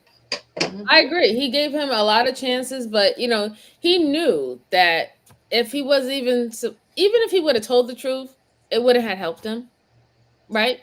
When they tell you that, like, even when they, like, let's say they know that you did it and they have enough evidence to say that you did it and get a conviction.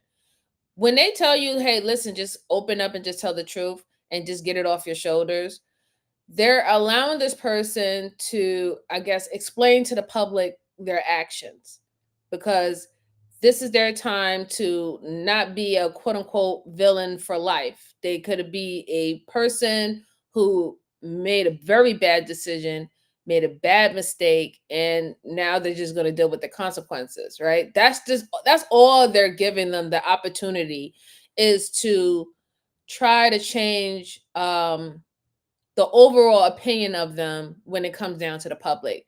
It's not going to change this person's fate, right? Especially with all the evidence, even a confession. It's not going to change your fate when they want to throw the book at you. I thought it was very alarming how he still, even while being convicted, even getting a life in prison sentence, he still remained that he did not unalive his wife, even though his vehicle was found within the area that now his wife's body was found, right? And it was And for him to say that, say no, I still didn't do it, or I had no clue or no involvement, it's quite scary, because now is, to me, it makes me believe that he didn't even view this woman as a human being. So in his mind, he's like, yeah, I didn't kill a human being. And that's one of the reasons why he's not admitting it, because in his mind, if he doesn't view her as a human being, her death doesn't hit the same way as someone who do view that person as another fellow human being. It would never look the same way. We see it in so many situations, right? To today, how people have very little care and humanity for other human beings, and they are able to do the most disgusting or despicable things to other human beings because they don't look at that person as a human being. Their eyes do not look at this person as a human being. So everything, all the humanity that they would have for a human being goes right out the window. It doesn't apply to these particular individuals. And it's sad that, people can be that cold-hearted to really look at another human being in that way, and to see it, like, to see it in plain sight, how this person does not view you as they did anything wrong, because they do not value your life. So for them, it was never taking a life. For But them, it was almost equivalent as I'm washing my clothes. did you notice they didn't give us no more details, like the camera, the brother, everything? Like where did he do? Like they didn't give us the rest of the details. I agree, because that's what I was looking for. Me too. I was actually looking for the CCTV camera, but then again, knowing that he deleted or he cut off the camera between the times when all that happened, then they probably didn't get that information. And when I say they didn't get that information, I'm talking about the video essayists. Maybe certain parts of this case has been closed off to the public, Right. right? It's not a part of a FOIA request, and we can't get it. So that's probably wasn't why it wasn't added into the actual video itself. But it's very alarming, really. Like, that was very sad. Uh I feel so bad for the family, because it really does seem like that they was always concerned, they was always worried, they all didn't like him, and they really tried to do the best for her by letting her, figure things out on her own. And it's unfortunate it got to the point where, you know, there's no coming back, from her choice, and we do try to help people who's in those situations before it gets to that, right, where there is no choice and somebody's going to make the choice for you. We try to get to them in that, but it's a rough situation. It's a rough situation. Joanne says, we are smarter too with CCTV. I would worry about being recorded. Even if you think you're a slick, they will get you. Yeah, I agree. And there's cameras all over the place, like especially like in New York City. Our cameras is like are in the lights. They're in the lights. They're all over buildings. This is not even including people's households. Like, there's cameras everywhere, and they're on 24/7, because this is the city that never sleeps. So you can literally, there's a channel on YouTube now that all they do is just show you the cameras that's all around the city, and see what's going on every bridge, every major highway, or every federal building, right? And and this goes on every single day, every single day. So, and the more that we get into technology, the more that a lot of spaces, especially in the States, are going to look exactly like that. There's going to be a camera everywhere. I mean, even to the point where our our phones now are already listening to us. Yep. Our phones are listening to us. They're listening to our conversations. They're picking up on things that we like, that we don't like, to future advertise to you, right? So this is the future. This is the future. There is no such thing as privacy. There's nothing but an illusion of privacy going forward. But I have fun. I have fun. How do you feel, Miss Jalen? Did you have fun? I opened up the panels. It's been almost a year that I haven't had a panel discussion, and I think it went very well. What do you think about the two cases that we went through today? It's so cool. It's so cool coming up here because I have fun when I come up here with you. Like seriously, because it is fun to interact with you. Like it's so cool. And then Yes. seeing everybody in the chat and they're like, what? Like and then seeing their reactions and them, I love to do now with you with the objection and my clients. Because That'd be drawing me off. I know you wasn't expecting that yesterday because what you call it? I was like, I know my girl. You ain't gonna let my girl go through that yesterday by herself. I was like, oh hell no, because you know what? From that case you were talking about, we really learned our lesson. Like we were saying no, and then it wasn't even them. Remember? Yeah. And then ever since then, I keep an open mind. Yeah, I really did learn. I'm so not lying to you. I really did learn my lesson from that other case that we did about 2 months ago. Mm-hmm. I was like, we have to literally train ourselves now to try not to be biased, because that's like the easiest thing to go to is your biases and your understanding of things, right? So now if you want to grow, you have to literally train yourself to not go to the easiest route or the easiest understanding. Leave room for things and information and more evidence to actually play out to get the real truth, to get what's really going on. So I truly appreciate that growth that I actually learned within the past couple of months, especially dealing with these cases and stuff like that. And I want to say I truly appreciate you. Thank you so much for coming up. I really appreciate you. Always, you're dear to me, dear to my heart. And shout out to Young Riaz for thank you for participating. Yes, thank you. I truly appreciate you, Young Riaz. I consider Young Riaz our little brother. He's our little brother in the space. I always take care of our little brother and keep him included and involved. Such a dear little sweetheart. He's a sweetheart. He's really a sweetheart. But I've been on for 3 hours. So what I'm going to do, guys, I will do the other case that I was going to do, because that case that I was going to do was going to be extra long, and I'm not trying to be on here for 4 to 5 hours.